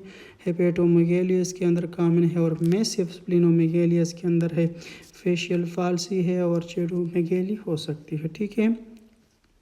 और ये क्या है, it's indolent disease in Elder patient, ठीक है। तो ये एल्डर पेशेंट के अंदर आपको दिखाई देती है और इसके अंदर क्या होगी, sign and symptom of pancytopenia होगा। पेन साइटोपेनिया का सिम्टम्स क्या है, इसका मतलब ये है कि जब RBC कम होगी तो एनीमिया होगा, जब WBC होंगे तो इंक्रीज रिस्क ऑफ क्या होगी, इनके रिस्क ऑफ इन्फेक्शन होगा, जब प्लेटलेट कम होंगे तो ब्लीडिंग टेंडेंसीज होगी, ठीक है। तो ये जनाब पेन साइटोपेनिया के साइन सिम्टम है। अब जनाब इसकी जब हम बोन मेरो बायोप्सी करेंगे, ठीक है, जब इसकी बोन मेरो बायोप्सी करेंगे तो उसके अंदर ड्राई टिप मिलेगी। ड्राई टिप की मानी क्या है, ड्राई टिप की मानी ये है कि वहाँ पर पेन साइटोपेनिया होगी, इसी की वजह से बड़ी ही माइनोट थोड़ी ही सेल होंगे, ठीक है। और साथ में क्या होंगे, malignant B lymphocyte with a hairy cytoplasmic projection. आप इस पिक्चर में देख सकते हैं, आप क्या कर, आपको मैलिग्नेंट बी लिम्फोसाइट मिलेगी और इसके साइटोप्लाज्म के अंदर क्या होगी, हेयरी प्रोजेक्शंस होंगे, ठीक है। अब जनाब इसकी जो डायग्नोस्टिक स्टेन है उसे कहते हैं ट्रैप। ट्रैप का मतलब है टेट्रेट रेजिस्टेंट एसिड फास्फेटेज, ठीक है। तो इस स्टेन की वजह से हम इसकी डायग्नोस कर सकते हैं, ठीक है। अब जनाब इसकी ट्रीटमेंट को अगर पढ़े तो उसके लिए हम क्या देंगे, प्योरिन एनालॉग्स दे सकते हैं जैसे क्लोड्रिबीन एंड पेंटोडाइन, ठीक है। तो जनाब हेयर सेल ल्यूकीमिया किस चीज़ की से ओरिजिन है, बी लिम्फोसाइट जो बोन मैरो के अंदर है। मैसिव स्प्लीनोमेगाली मिलेगा, एल्डर पेशेंट के अंदर होंगे। पैनसाइटोपिनिया होगा, ड्राई टेप होगी और हेयरी सेल्स होंगे। ठीक है, और ट्रैप से हम इसको स्टेन कर सकते हैं। ठीक है, अब जनाब आते हैं मेंटल सेल लिम्फोमा के अंदर। लिम्फोमा आप जानते हैं कि केस कहाँ पर है, लिम्फ नोड के अंदर है। Small cleaved cells will be malignant. ठीक है, स्मॉल क्लीव्ड सेल जो है वो लिम्फ नोड के अंदर मैलिग्नेंट होते हैं, जिसके अंदर क्या होता है, BCL1 gene will translocate from cytochrome 11 to cytochrome 14। इसके अंदर क्या होता है कि क्रोमोसोम नंबर 11 जो है, क्रोमोसोम नंबर 11 से BCL1 जीन ट्रांसलोकेट होता है। कहाँ पर, क्रोमोसोम नंबर 11 की तरफ। ठीक है, कहाँ पर, near immunoglobulin gene in B lymphocyte, और बी लिम्फोसाइट के अंदर इम्यूनोग्लोबुलिन जीन के करीब। ठीक है, ये क्या है, इट्स अ मैसिव मैलिग्नेंसी, क्योंकि हमने कहा था कि स्मॉल क्लीवेज सेल्स जो है ये लिम्फ नोड के अंदर होते हैं। ठीक है, और patient usually present in late stage. ठीक है, और जब भी पेशेंट आपके साथ प्रेजेंट करेगा तो वो लेट स्टेज होगा, तो इसी वजह से ये एग्रेसिव और इसकी ट्रीटमेंट जो है वो तकरीबन इसको ये सफिशेंट नहीं है। तो मेंटल सेल लिम्फोमा के अंदर आपको पता है कि स्मॉल क्लीव्ड सेल्स इन्वॉल्व होते हैं और BCL1 जीन 11 नंबर क्रोमोसोम से निकल जाता है और प्रोटीन पर लग जाता है इम्यूनोग्लोबुलिन जीन के साथ। ठीक है, 11-14। ठीक है, फोलिकुलर लिम्फोमा। फोलिकुलर लिम्फोमा क्या चीज़ है, इसके अंदर स्मॉल क्लीव्ड सेल, इसको ऑलरेडी भी मैंने एक डायग्राम के ज़रिए आपको समझाया था कि इसके अंदर फोलिकुलर लिम्फोमा के अंदर क्या होते हैं, स्मॉल क्लीव्ड सेल होते हैं, लार्ज क्लीव्ड सेल होते हैं और लार्ज नॉन क्लीव्ड सेल्स होते हैं। ठीक है, ऑलरेडी हमने पढ़ा था कि जब भी स्मॉल बी लिम्फोसाइट के साथ क्या होती है, एंटीजन मिल जाता है, तो it will change into small cleaved cell. ठीक है, उसके बाद फिर लार्ज क्लीव्ड सेल और उसके बाद फिर चेंज होते हैं स्मॉल नॉन क्लीव्ड सेल। ठीक है, और फिर लार्ज नॉन क्लीव्ड सेल के अंदर के। तो फोलिकुलर लिम्फोमा के अंदर जनाब 3 सेल्स की मैलिग्नेंसी होती है, small cleaved cell, large cleaved cells and large non cleaved cell. ठीक है, अब जनाब इसके अंदर क्या होता है, जिस तरह हमने पहले पढ़ा कि वहाँ पर BCL1 जीन, यहाँ पर BCL2 जीन की ट्रांसलोकेशन होती है फ्राम 14 टू 18। ठीक है, वहाँ पर ट्रांसलोकेशन थी फ्राम 11 टू 14 क्रोमोसोम। ठीक है, यहाँ पर और क्या थी, BCL1 जीन इन्वॉल्व था। अब यहाँ पर कौन सी चीज़ है फोलिकुलर लिम्फोमा के अंदर, BCL2 जीन है जो क्रोमोसोम नंबर क्या होती है, क्रोमोसोम नंबर 14 से जाती है क्रोमोसोम नंबर 18 की तरफ। ठीक है, near immunoglobulin gene in bone marrow. ठीक है, इसके अंदर क्या है, T14 एंड T18। ठीक है, ये जो BCL2 जीन है इसकी फंक्शन क्या है, ये क्या करता है, ये इस विल इनहिबिट एपोप्टोसिस। ठीक है, programme cell death is called apoptosis. अब जनाब आते हैं बरकट लिम्फोमा की तरफ। आप कहते हैं बरकट। ठीक है, ये जो किट है ना, इसको आपने किट करना है, तो इसका मतलब ये है कि ये आपको चिल्ड्रन के अंदर मिलेगी। ठीक है, ये एग्रेसिव है और आपको कहाँ मिलेगी, चिल्ड्रन के अंदर मिलेगी। इसके अंदर कौन सी सेल मैलिग्नेंट होते हैं, small non cleaved cell malignant होते हैं। ठीक है, कहाँ पर, लिम्फ नोड के अंदर। इसके अंदर जनाब कौन सी जीन की ट्रांसलोकेशन होती है, इसके अंदर जनाब माइक जीन की, MYC माइक जीन की ट्रांसलोकेशन होती है from chromosome number 8 to chromosome number 14 near immunoglobulin gene in B lymphocyte. ठीक है, और जिसके नतीजे में क्या होता है, leading to BCL2 gene over expression. ठीक है, BCL2 जीन का फंक्शन हमने पढ़ा कि उसका फंक्शन क्या है, उसका फंक्शन है एपोप्टोसिस। ठीक है जी, और इसके अंदर जो ट्रांसलोकेशन इन्वॉल्व है वो है फ्राम 8 टू 14 और कौन सी जीन की, माइक जीन की। और ये क्या होती है, इट इज़ एग्रेसिव और ये कहाँ पर पाई जाती है, इन चिल्ड्रन में आपको मिलती है। ठीक है, इसकी जनाब 2 ही बरकट सेल लिम्फोमा की 2 ही वेरिएंट्स हैं।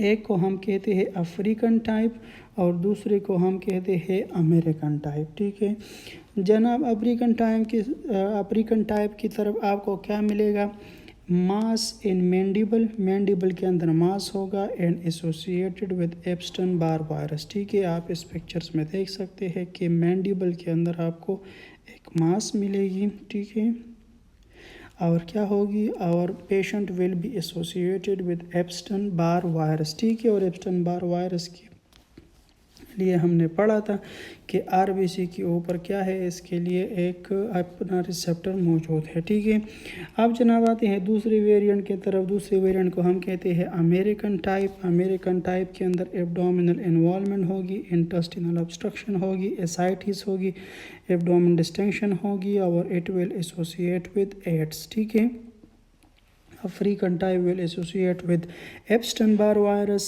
and American type will be associated with AIDS। ठीक है, अब जनाब आते हैं डिफ्यूज़ लार्ज बी सेल की तरफ। तो diffuse large B cell lymphoma के अंदर क्या होगी, लिम्फ नोड की बायोप्सी जब हम करेंगे तो malignant large non cleaved cell मिलेंगे। ठीक है, ये जनाब जो होते यूजुअली ओल्डर पेशेंट के अंदर होती है और 20% चिल्ड्रन के अंदर हो सकती है। ठीक है, इसके अंदर म्यूटेशन किसकी होती है, BCL2 और BCL6 जीन के अंदर होती है। ठीक है, most common type of non Hodgkin lymphoma in adults, और एडल्ट्स के अंदर जो सबसे ज़्यादा मोस्ट कॉमन है वो कौन सी है, वो है diffuse large B cell lymphoma. ठीक है, अब जनाब आते हैं ये तमाम ऊपर हमने क्रोमोसोम की ट्रांसलोकेशन पढ़ी। अब इसको एक चार्ट में ये हमने फर्स्ट से उठाया है।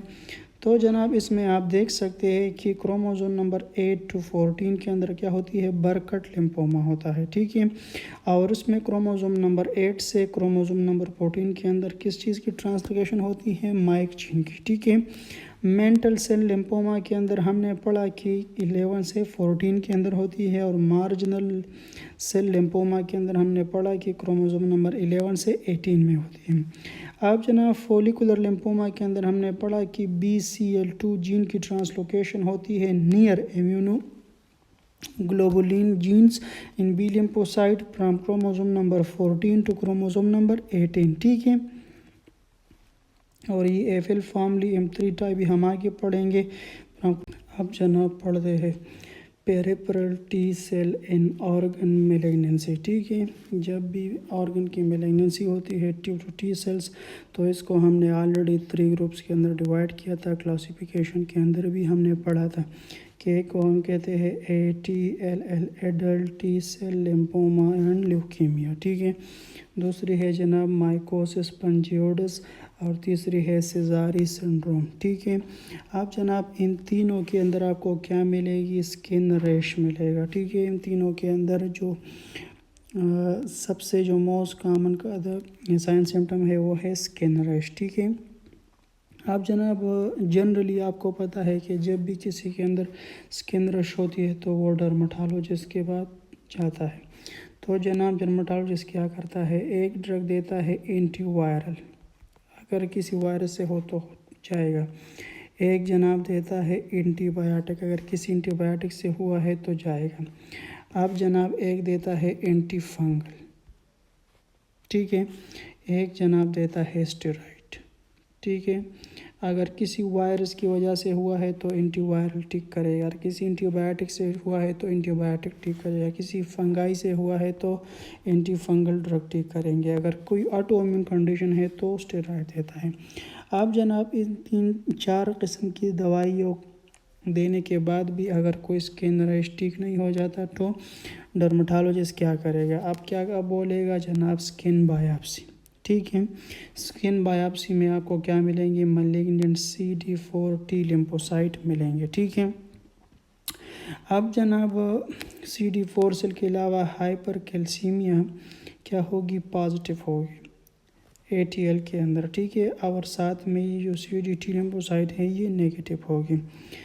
जनाब पंजियोसिस माइकोसिस पंजियोटिस के अंदर कुछ इस तरह के रैश मिलेंगे जिसके ऊपर क्या होंगे, ट्यूमर्स होंगे और लेसरेशन होगी। ठीक है, और इसके अंदर हाइपर कैल्सीमिया भी नेगेटिव होगा और मैलिग्नेंट टी लिम्फोसाइट भी नेगेटिव होंगे, ठीक है।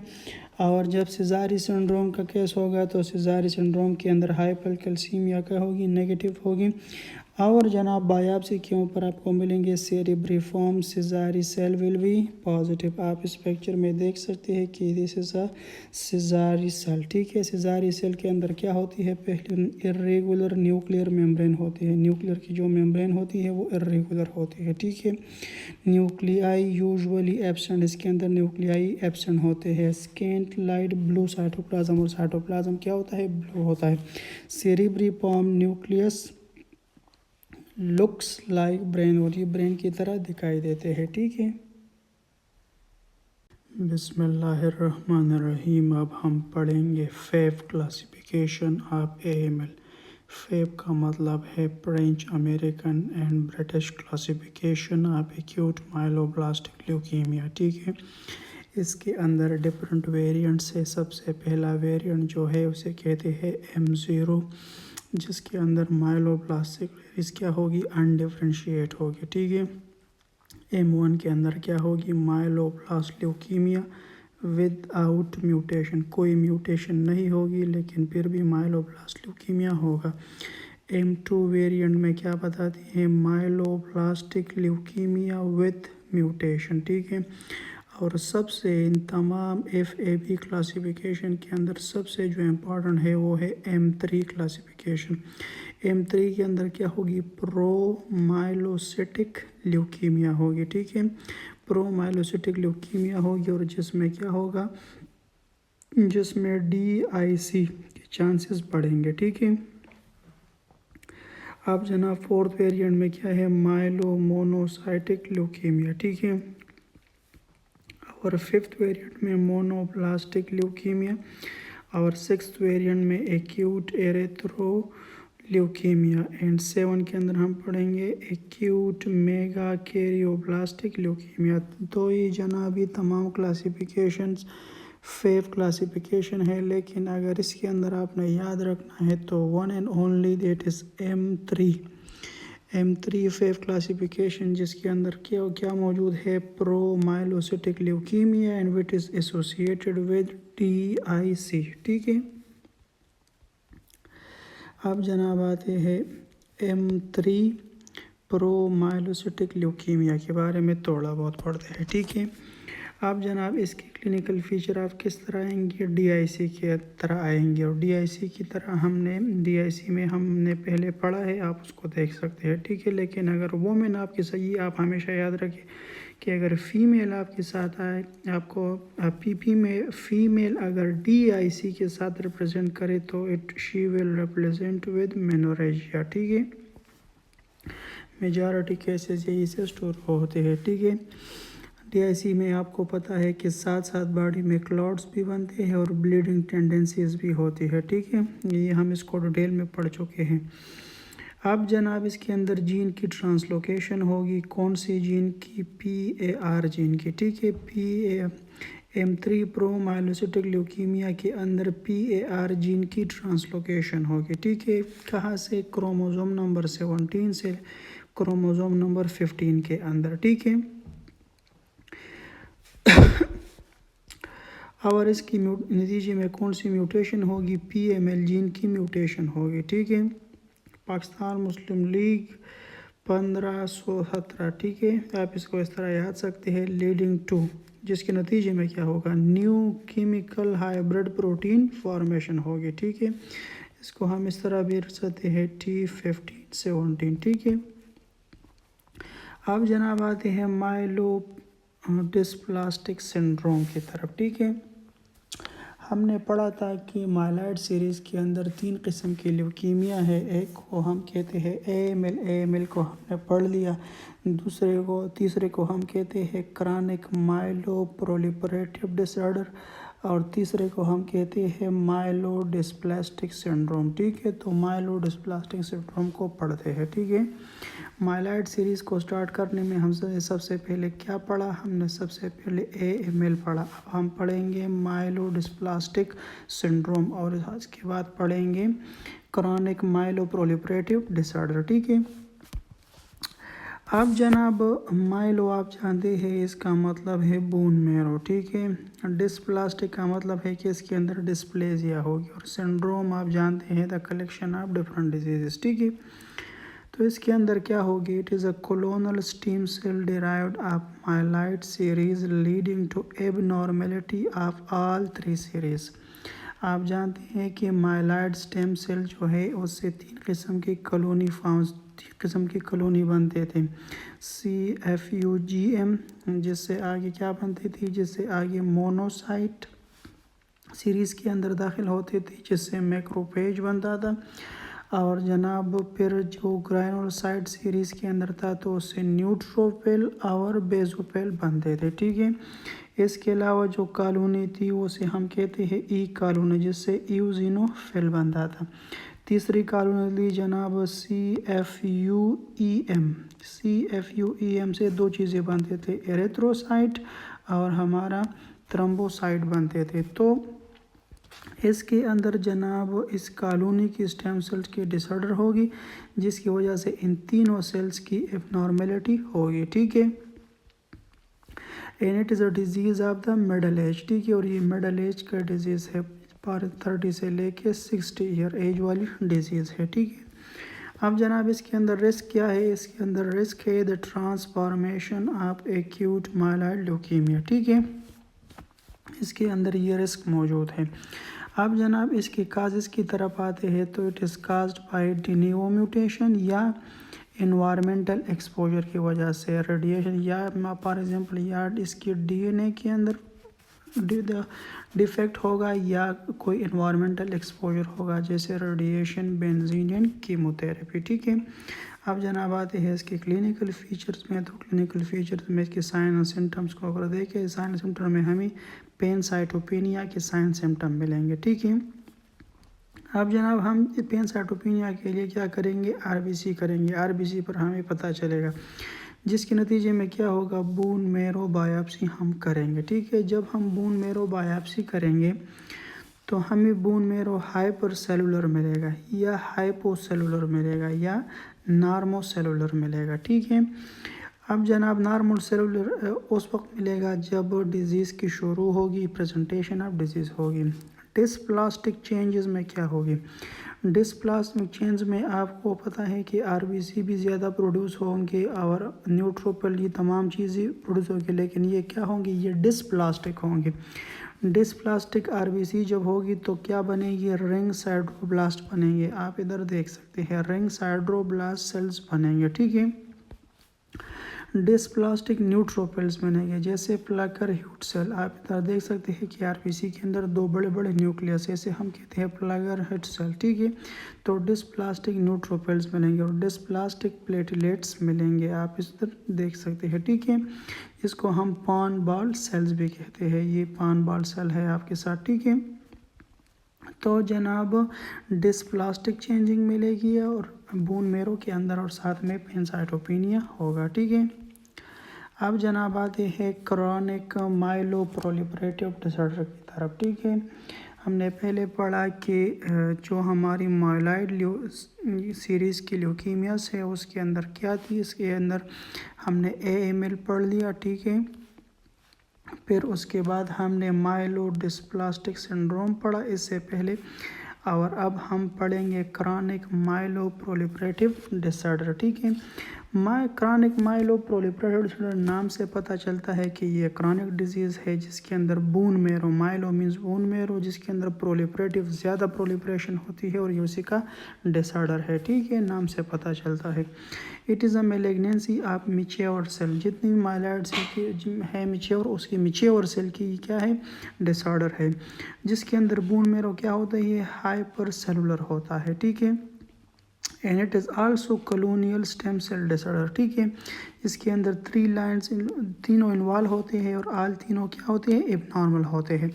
और इसके जनाब 4 वेरिएंट है, आपको ऑलरेडी हमने उधर पढ़ा था फर्स्ट लेक्चर में ल्यूकीमिया के अंदर।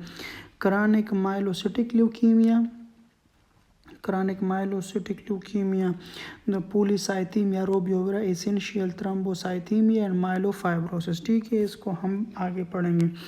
लेकिन सबसे पहले जो इसका वेरिएंट है उसे हम कहते हैं क्रॉनिक माइलोसिटिक ल्यूकीमिया। ठीक है, क्रॉनिक माइलोसिटिक ल्यूकीमिया को अगर आप देखें तो ये कब रिप्रेजेंट करेंगी, in middle age 30 to 60 year. ठीक है, और इसका जो ऑनसेट होगा वो स्लो होगा। पेशेंट के अंदर लो ग्रेड फीवर होगी, एनोरेक्सिया होगा, वेट लॉस होगा, और साथ में क्या होगा, एब्डोमेन पेन होगा in left hypochondrium due to what, due to massive splenomegaly. ठीक है, हमने इससे पहले भी एक दफ़ा स्प्लीनोमेगाली पढ़ दी, लेकिन सबसे ज़्यादा जो स्प्लीनोमेगाली मिलेगी, सबसे ज़्यादा मोस्ट कॉमन जो मिलेगी वो कहाँ पर मिलेगी, क्रॉनिक माइलोसिटिक ल्यूकीमिया के अंदर मिलेगी। ठीक है, यहाँ पर इतनी स्प्लीनोमेगाली होगी कि पेशेंट क्या होगा, पेशेंट को अर्ली सैटिस्फाइड होगी, कम खाने से पेट जल्दी भर जाता होगा। क्योंकि स्प्लीन ने आगे क्या होकर, फॉर एग्जांपल ये हमारे स्टमक है, यहाँ पर क्या मौजूद है, यहाँ पर स्प्लीन मौजूद है, तो ये इतनी स्प्लीनोमेगाली होगी कि इसने स्टमक को प्रेस किया होगा। ठीक है, जिससे थोड़ी सी चीज़ भी पेशेंट खाता है तो अर्ली सैटिस्फाइड पेशेंट को होती है। ठीक है, इसके अंदर तीनों सेल्स क्या मिलेंगे, ज़्यादा मिलेंगे। ठीक है, अब जनाब हम जब इनकी इन्वेस्टिगेशन करेंगे तो सीबीसी को देखेंगे, तो सीबीसी के अंदर हमें total leucocyte count will be less more than 50,000 मिलेगी। ठीक है, अब जनाब आपको पता है कि जब भी हमारे बॉडी के अंदर कोई रिएक्शन चल रहा होगा, सीवियर रिएक्शन चल रहा होगा, तो उसकी वजह से भी टीएलसी मोर देन 50,000 तक जाती है, जिसे हम ल्यूकोमाइड रिएक्शन कहते हैं। ठीक है, जब भी बॉडी के अंदर एक सीवियर इन्फेक्शन चल रहा होगा तो उसी की वजह से बॉडी के अंदर टीएलसी की काउंट ज़्यादा होती है, मोर देन 50,000 हो जाती है।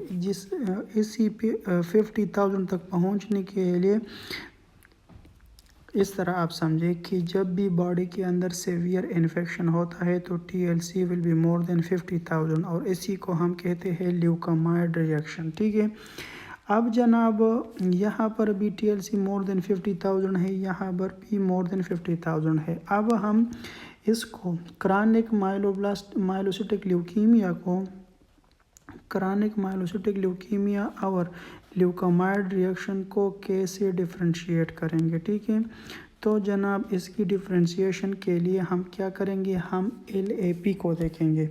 LAP क्या चीज़ है, ल्यूकोसाइड अल्कलाइन फास्फेटेज। ठीक है, ल्यूकोसाइड अल्कलाइन फास्फेटेज आपको पता है कि इसको कौन सिंथेसाइज करता है, इसको हमारा लीवर सिंथेसाइज करता है। ठीक है, और ये इसके डिफरेंशियल डायग्नोसिस है। ठीक है, ये उस वक्त भी बढ़ता है जब बॉडी के अंदर WBC ज़्यादा होती है। ठीक है, ये उस वक्त भी जनाब बढ़ता है जब ऑब्स्ट्रक्टिव जॉन्डिस होती है। ये बोन मैरो की डिजीज़ के अंदर भी क्या होती है, ज़्यादा होती है, और ये प्रेगनेंसी के अंदर भी ज़्यादा होती है। ठीक है, ये इसकी डिफरेंशियल डायग्नोस है। तो ल्यूकोसाइड अल्कलाइन फास्फेटेज जो है, जब हम इसको देखेंगे तो ल्यूकोमाइड रिएक्शन के अंदर क्या होगी, ल्यूकोसाइड अल्कलाइन फास्फेटेज ज़्यादा होगा, जबकि CML के अंदर ये क्या होगी, ये कम होगी। ल्यूकोसाइड अल्कलाइन फास्फेटेज CML के अंदर कम होगा और ल्यूकोमाइड रिएक्शन के अंदर ज़्यादा होगा। ठीक है, तो हम इसी तरह इसको डिफरेंशिएट करेंगे, और जब CML की CBC करेंगे तो CBC के अंदर TLC मोर देन 50,000 मिलेगी, और ल्यूकोसाइड अल्कलाइन फास्फेटेज हमें कम मिलेगा। ठीक है, अब जनाब आते हैं पाइलोडिपिया क्रोमोसोम। CML के अंदर आपको क्या मिलेगी, आपको पाइलोडिपिया क्रोमोसोम मिलेंगे। ठीक है, पाइलोडिपिया क्रोमोसोम डिपिया क्रोमोसोम ये क्या चीज़ है, इसके अंदर क्या होता है, ABC जीन और chromosome number 9 will be translocate on chromosome number 22 near BCR gene called as Philadelphia chromosome. ठीक है, अब जनाब इसके अंदर ये होता है कि जो ABC जीन है वो क्रोमोसोम नंबर 9 से चले जाते हैं कहाँ पर, क्रोमोसोम नंबर 12 के BCR जीन की तरफ। ठीक है, और इसको हम इसी तरह भी लिख सकते हैं कि T9 × 22। ठीक है, आप जनाब ये पॉलीडिपिया क्रोमोसोम क्या चीज़ है? It is a characteristic feature of CML, ठीक है। This chromosome will be detected by karyotyping, इसको हम कैरियोटाइपिंग से डिटेक्ट कर सकते हैं। और कैरियोटाइपिंग आप जानते हैं, study of chromosome is called karyotyping, ठीक है। कब? आपको पता है कि ये तो पहले सेल के अंदर क्रोमाटिन की शक्ल में होते हैं, और जब सेल डिवीजन होती है फिर ये क्रोमाटिन किस चीज़ में बदलते हैं? क्रोमोसोम में बदलते हैं। जब सेल की डिवीजन होगी उसी टाइम में हम इसको फिर देख सकते हैं, ठीक है। अब जनाब कैरोटाइपिंग जब हर एक हम करेंगे तो कैरोटाइप में हमें क्या मिलेगा? In karyotyping almost 90% cases of CML the Philadelphia chromosome number 15 will be detected and positive, ठीक है। अगर आपको 100 पेशेंट CML के मिलेंगे और आप उसकी कैरोटाइपिंग करेंगे तो 90 पेशेंट के अंदर आपको क्या मिलेगा?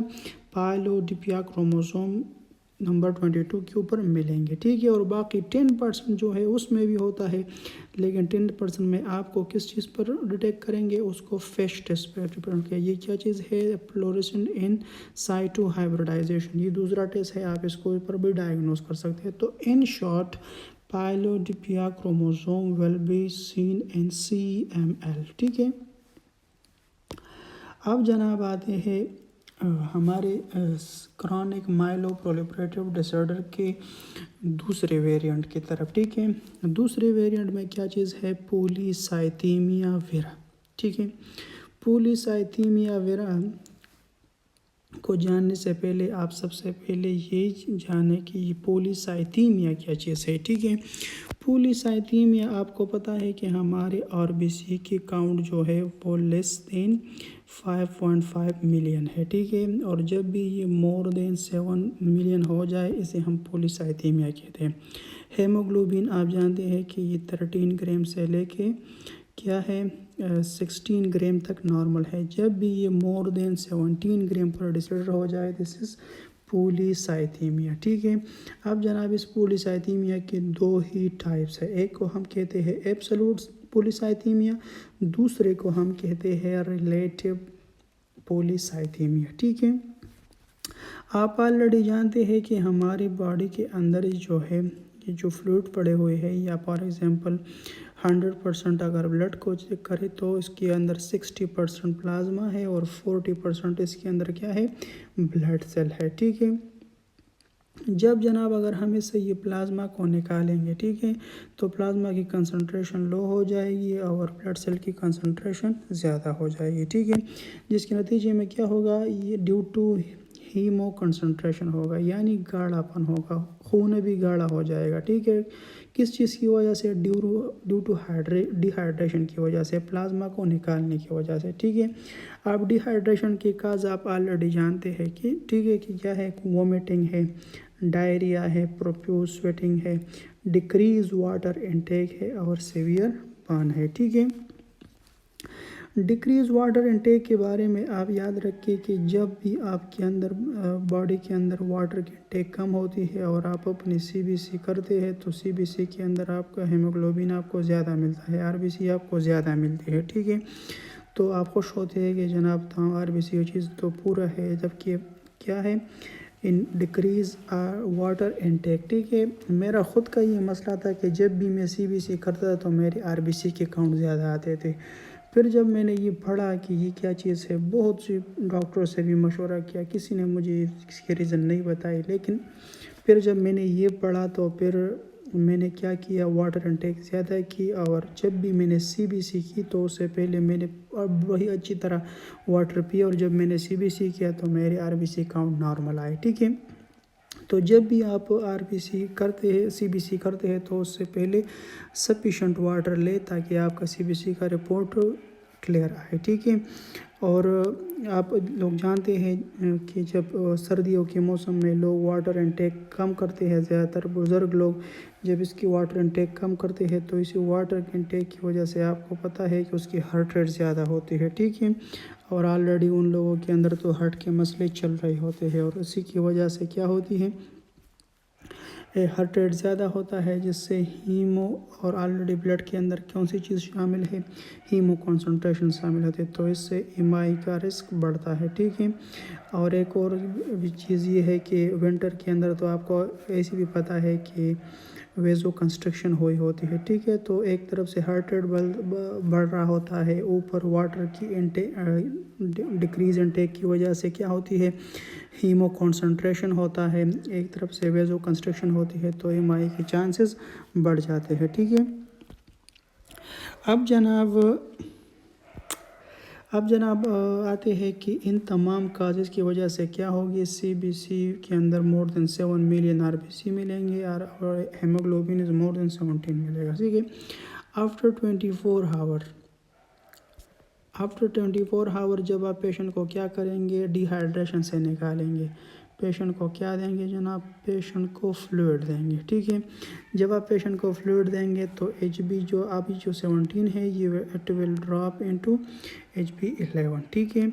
जब आपके पास कोई पेशेंट इमरजेंसी में लैंड करेंगे और आप उसकी CBC करेंगे और CBC के अंदर देखेंगे जनाब कि हीमोग्लोबिन इज़ मोर देन 17, आप उसको एडमिट करेंगे, सारी रात आप उसको फ्लूइड लगाएंगे। जब आप फ्लूइड लगाएंगे और सुबह आएंगे और CBC को दोबारा चेक करेंगे तो हीमोग्लोबिन 11 मिलेगा, ठीक है। तो इसका मतलब ये है कि इसकी हीमो कॉन्सेंट्रेशन की और RBC CBC की इंक्रीजमेंट की सबसे जो मेन काज थी वो क्या थी, वो थी डिहाइड्रेशन, और इसी को हम कहते हैं रिलेटिव पॉलीसाइथीमिया, ठीक है। अब जनाब द एब्सोल्यूट पॉलीसाइथीमिया आते हैं। रिलेटिव हमने पढ़ा, अब हम पढ़ते हैं रिलेटिव पॉलीसाइथीमिया। रिलेटिव पॉलीसाइथीमिया किसे कहते हैं, इसकी दो ही वेरिएंट है, इसको हम कहते हैं प्राइमरी, दूसरे को हम कहते हैं सेकेंडरी, ठीक है। प्राइमरी के अंदर क्या होगी, एरिथ्रोपाइटिन की रिलीज़ कम होगी। यू ऑलरेडी नो कि एरिथ्रोपाइटिन कहाँ से रिलीज़ होती है, इससे पहले हमने रीनल सिस्टम पढ़ा तो बड़ी डिटेल के साथ हम पढ़ चुके हैं कि एरिथ्रोपाइटिन हमारी किडनी से रिलीज़ होती है, ठीक है। एरिथ्रोपाइटिन क्या करता है, हमारी बोन मेरो को स्टिमुलेट करता है, जिससे क्या होता है, जिससे एरिथ्रोपोइसिस होता है, ठीक है। लेकिन इसके अंदर क्या होते हैं, इसके अंदर RBC ज़्यादा होती है और मगर क्या होती है, एरिथ्रोपाइटिन कम होती है, तो इसे हम कहते हैं प्राइमरी पॉलीसाइथीमिया। और इसी प्राइमरी पॉलीसाइथीमिया का दूसरा नाम है पॉलीसाइथीमिया रूब्रोविरा, ठीक है। अब जो हमने क्रॉनिक माइलोप्रोलिफरेटिव डिसऑर्डर के अंदर वेरिएंट पढ़ना है वो है पॉलीसाइथीमिया रूब्रोविरा। अब आप जानते हैं जनाब कि पॉलीसाइथीमिया रूब्रोविरा क्या चीज़ है। Polycythaemia rubra vera it's a primary polycythaemia जिसके अंदर एरिथ्रोपाइटिन कम होती है लेकिन RBC की काउंट क्या होती है, ज़्यादा होती है, ठीक है। अब जनाब आते हैं secondary polycythaemia, absolute secondary polycythaemia के बारे में। इसके अंदर आपको एरिथ्रोपाइटिन आपको ज़्यादा मिलेगी, ठीक है। इसको जनाब आगे दो ग्रुप में डिवाइड किया गया है, एक को हम कहते हैं एप्रोप्रिएट और दूसरे को हम कहते हैं इनएप्रोप्रिएट। एप्रोप्रिएट का मतलब ये है कि हाइपोक्सिया की वजह से एरिथ्रोपाइटिन की रिलीज़ क्या होगी, ज़्यादा होगी। यानी साइनोटिक हार्ट डिजीज़ चल रहा होगा, जैसे चिल्ड्रन के अंदर टेट्रालॉजी आप पहले, ठीक है, जैसे साइनोटिक हार्ट डिजीज़, तो इसकी वजह से हाइपोक्सिया होगा और हाइपोक्सिया की वजह से एरिथ्रोपाइटिन ज़्यादा रिलीज़ होगी।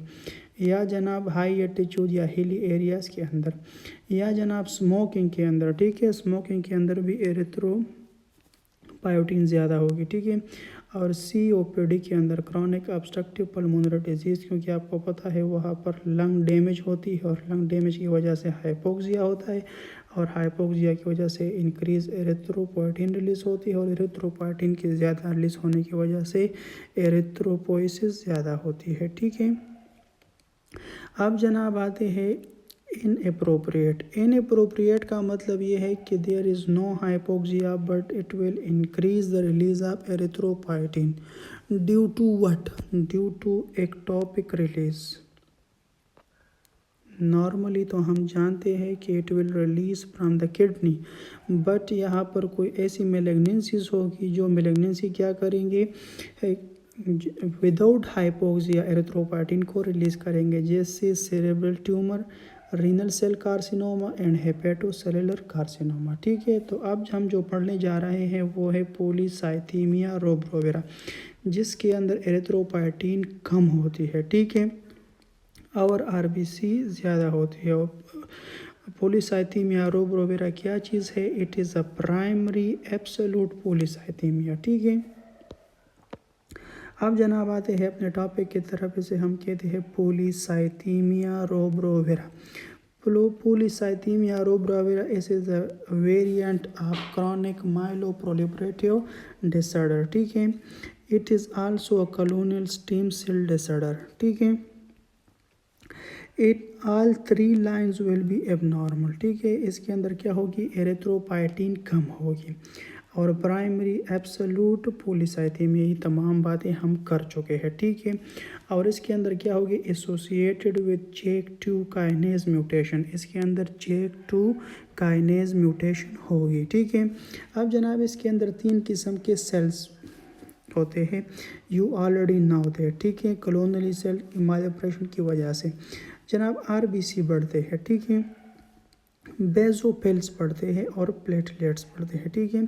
जब आपको पता है कि बेजोफिल आगे किस चीज़ में कन्वर्ट होते हैं? मैस्ट सेल्स में। जब ये मेच्योर होते हैं तो मैस्ट सेल में कन्वर्ट होते हैं और मैस्ट सेल आपको पता है कि क्या करता है? ये हिस्टामिन को रिलीज़ करता है। तो जब मैस्ट सेल बॉडी के अंदर बेजोफिल ज़्यादा होंगे तो बॉडी के अंदर मैस्ट सेल ज़्यादा होंगे और मैस्ट सेल जब ज़्यादा होंगे तो इंक्रीज प्रोडक्शन ऑफ हिस्टामिन होगा, ठीक है। अब जनाब ये हिस्टामिन आपको पता है स्किन पर क्या इफेक्ट करता है? वेजोडाइलेटरी के इफेक्ट करता है, जिसकी वजह से क्या होगा? एची एरिथ्रोमाटोस होगा, ठीक है। रैश ऑन स्किन होंगे और ये कब होंगे? मेजॉरिटी टाइम ये होंगे आफ्टर बाथ, नहाने के बाद, और वो भी क्या? हॉट वाटर से। जब भी पेशेंट हॉट वाटर से क्या करेगा? नहाएगा, तो उसके अंदर क्या होगी? स्किन रैशेस होगी और एरिथ्रोमाटोस को खारिश होगी, ठीक है। अब जनाब आपको पता है कि ये हिस्टामिन हमारे स्किन और स्टमक पर क्या इफेक्ट कर रखता है कि इसके अंदर इसकी वजह से प्रोड्यूस होगी पेप्टिक अल्सर डिजीज़, ठीक है। अब जनाब एक तरफ से क्या होगी? पॉलीसाइथीमिया होगा, RBC ज़्यादा होंगे और दूसरी साइड पे क्या होंगे? आयरन डिफिशिएंसी एनीमिया होगा, आयरन कम होगी। किस वजह से? ड्यू टू क्या होगी? अपर GI ब्लीडिंग की वजह से। जब ब्लीडिंग से हमारे RBC GIT से आउट होते जाएंगे तो अपने साथ क्या लेके जाएंगे? अपने साथ आयरन भी लेके जाएंगे। तो एक साइड पर पॉलीसाइथीमिया होगा और दूसरी साइड पर आयरन डिफिशिएंसी एनीमिया होगा due to the increase production of histamine which will lead to peptic ulcer disease, ठीक है। और साथ में क्या होंगे जनाब? प्लेटलेट्स भी ज़्यादा होंगे। तो प्राइमरी एब्सोल्यूट पॉलीसाइथीमिया के अंदर increase RBC, increase basophil, increase platelet होंगे, ठीक है। एक और कंडीशन में रहेगी हमें जिससे एरिथ्रोमेलेजिया कहते हैं।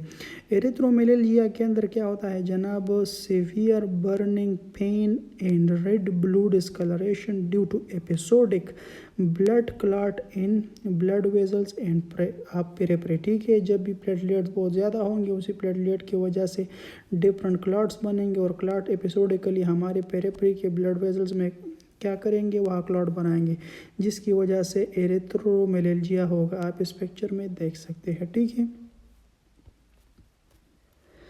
अब जनाब जब RBC बढ़ेगी, ठीक है, जब RBC बढ़ेगी तो क्या होगी?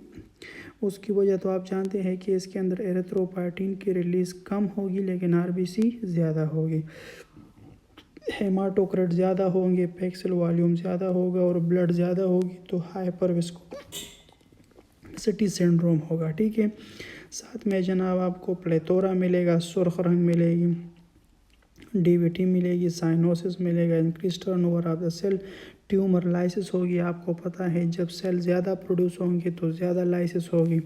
जब सेल से क्या होगी? पोटाशियम बाहर निकलेंगे तो इससे मसल वीकनेस होगी। दूसरी क्या होगी? लाइफ थ्रेटनिंग एरिथमिया होगी। साथ में कैल्शियम ज़्यादा होगा, फॉस्फेट कम होगा, ठीक है। साथ में आपको पता है कि जो हमारा DNA है, DNA की डिग्रेडेशन होगी जिससे प्यूरिन्स और पायरिडीन निकलेंगे जिसकी मेटाबॉलिज्म होगी, नतीजे में यूरिक एसिड बनेगा और जिससे हाइपर यूरिसीमिया गाउट होगा और इसे नेप्रोजिक एक्यूट ट्यूबुलर नेक्रोसिस होगा, ठीक है। हाइपर विस्कोसिटी से क्या होगी? ब्लरिंग ऑफ विजन होगा, इस्कीमिक हार्ट डिजीज़ होगी और मेजेंट्रिक इस्कीमिया ऑफ GIT होगा, ठीक है। और साथ में पेशेंट को क्या होगी? एब्डोमिन पेन होगी, ठीक है। ये तमाम वो चीज़ें थी जो आरबीसी के ज़्यादा होने से हो सकती है, ठीक है। अब जनाब जब प्लेटलेट ज़्यादा होंगे, ठीक है, किसी रट्टे की बात नहीं, ये सारा सब कुछ मैकेनिज्म आपके सामने है, ठीक है। प्लेटलेट जब ज़्यादा होगा तो आप जानते हैं कि जितना प्लेटलेट ज़्यादा होगा उतना उसकी डिस्ट्रक्शन भी ज़्यादा होगी, ठीक है।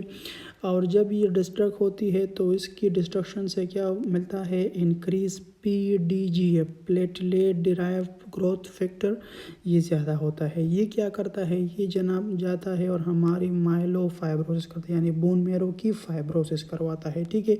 जिसके नतीजे में हमें क्या मिलेगी, पेनसाइटोपेनिया मिलेगा, ठीक है।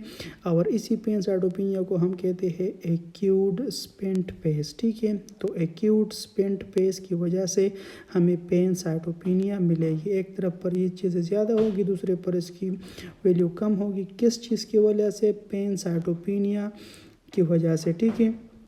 और पेनसाइटोपेनिया क्यों मिलेगी, increase platelet derivative growth factor की वजह से, ठीक है।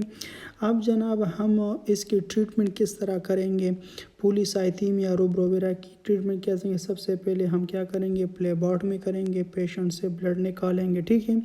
दूसरी सेकंड लाइन हम देते हैं हाइड्रोक्सी यूरिया देते हैं, ठीक है, इसके लिए। और तीसरी हम रोलोक्सिनेब जो क्या है, JAK1 और JAK2 इनहिबिटर है, ठीक है। अब जनाब आते हैं क्रॉनिक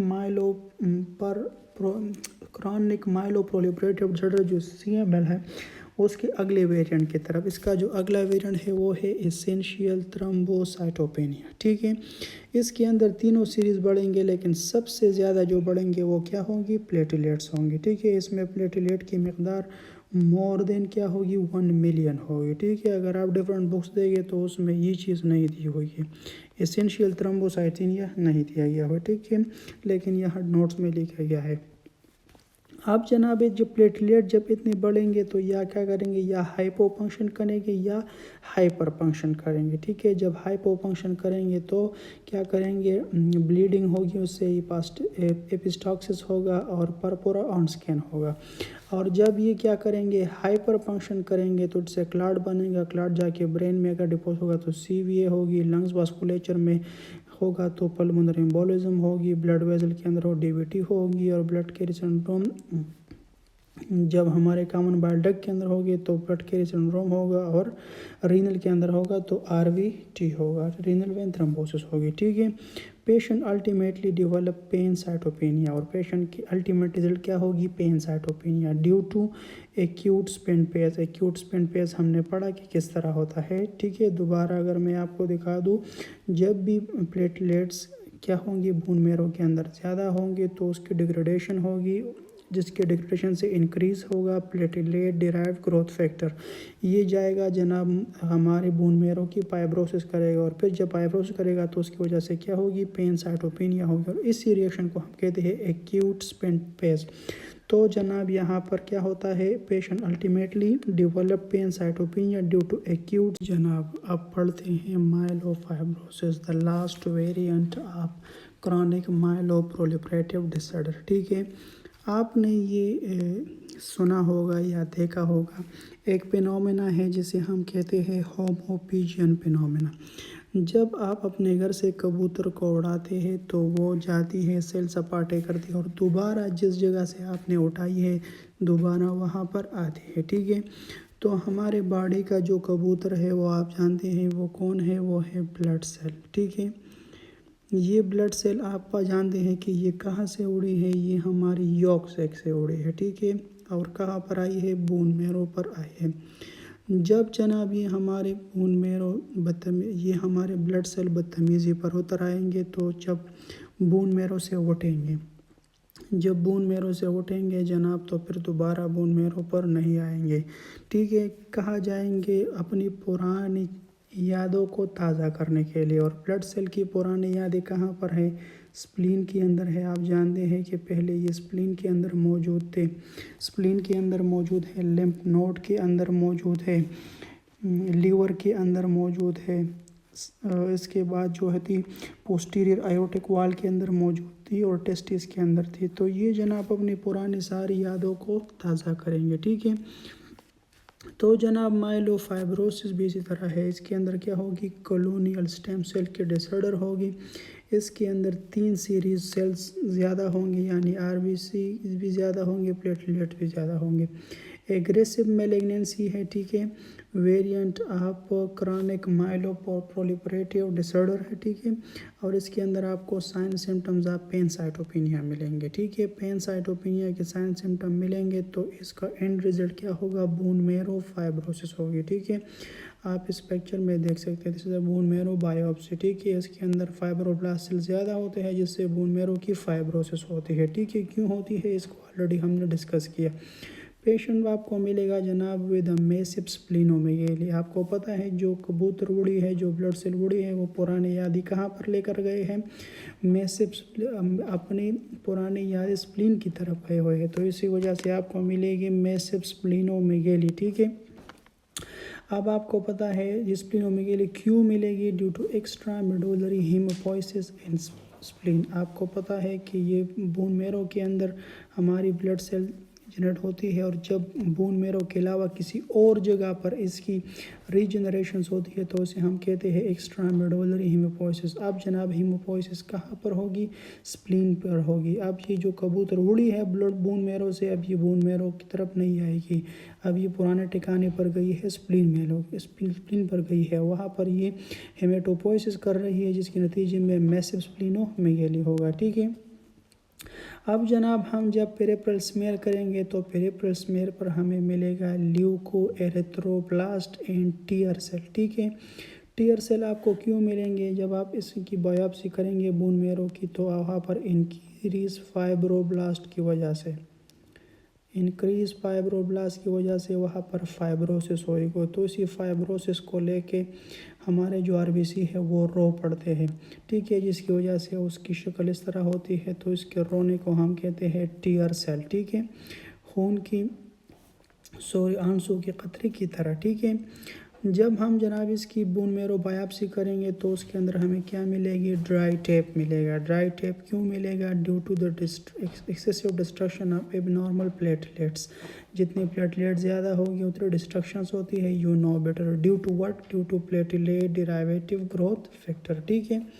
अब जनाब यहाँ पर एक खूबसूरत सा टेबल है, अगर आप इसको देख लें जनाब, पॉलीसाइथीमिया वेरा के अंदर आरबीसी की काउंट ज़्यादा होगी, डब्ल्यूबीसी काउंट ज़्यादा होगी, प्लेटलेट्स ज़्यादा होगी, ठीक है। पायलोडिपिया क्रोमोसोम जो है ये नेगेटिव होगी और साथ में JAK2 म्यूटेशंस भी होगी। एसेंशियल थ्रोम्बोसाइथीमिया के अंदर आरबीसी नॉर्मल होगी, डब्ल्यूबीसी नॉर्मल होगी और प्लेटलेट सिर्फ ज़्यादा होंगे, और साथ में पायलोडिपिया क्रोमोसोम भी नॉर्मल होगी।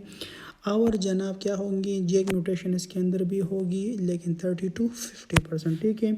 जनाब माइलोफाइब्रोसिस के अंदर क्या होगी, आरबीसी कम होगी, डब्ल्यूबीसी वेरिएबल होंगे, प्लेटलेट वेरिएबल होंगे और पायलोडिपिया क्रोमोसोम भी नॉर्मल होंगे, ठीक है। और जनाब क्या होंगे, JAK म्यूटेशन भी पॉजिटिव होगी। अब जनाब CML के अंदर क्या होगा, CML के अंदर आरबीसी कम होंगे, WBC ज़्यादा होंगे, प्लेटलेट ज़्यादा होंगे, पायलोडिपिया क्रोमोसोम जो है अब ये क्या होंगे, अब ये पॉजिटिव होंगे, आपको पता है ऑलरेडी। और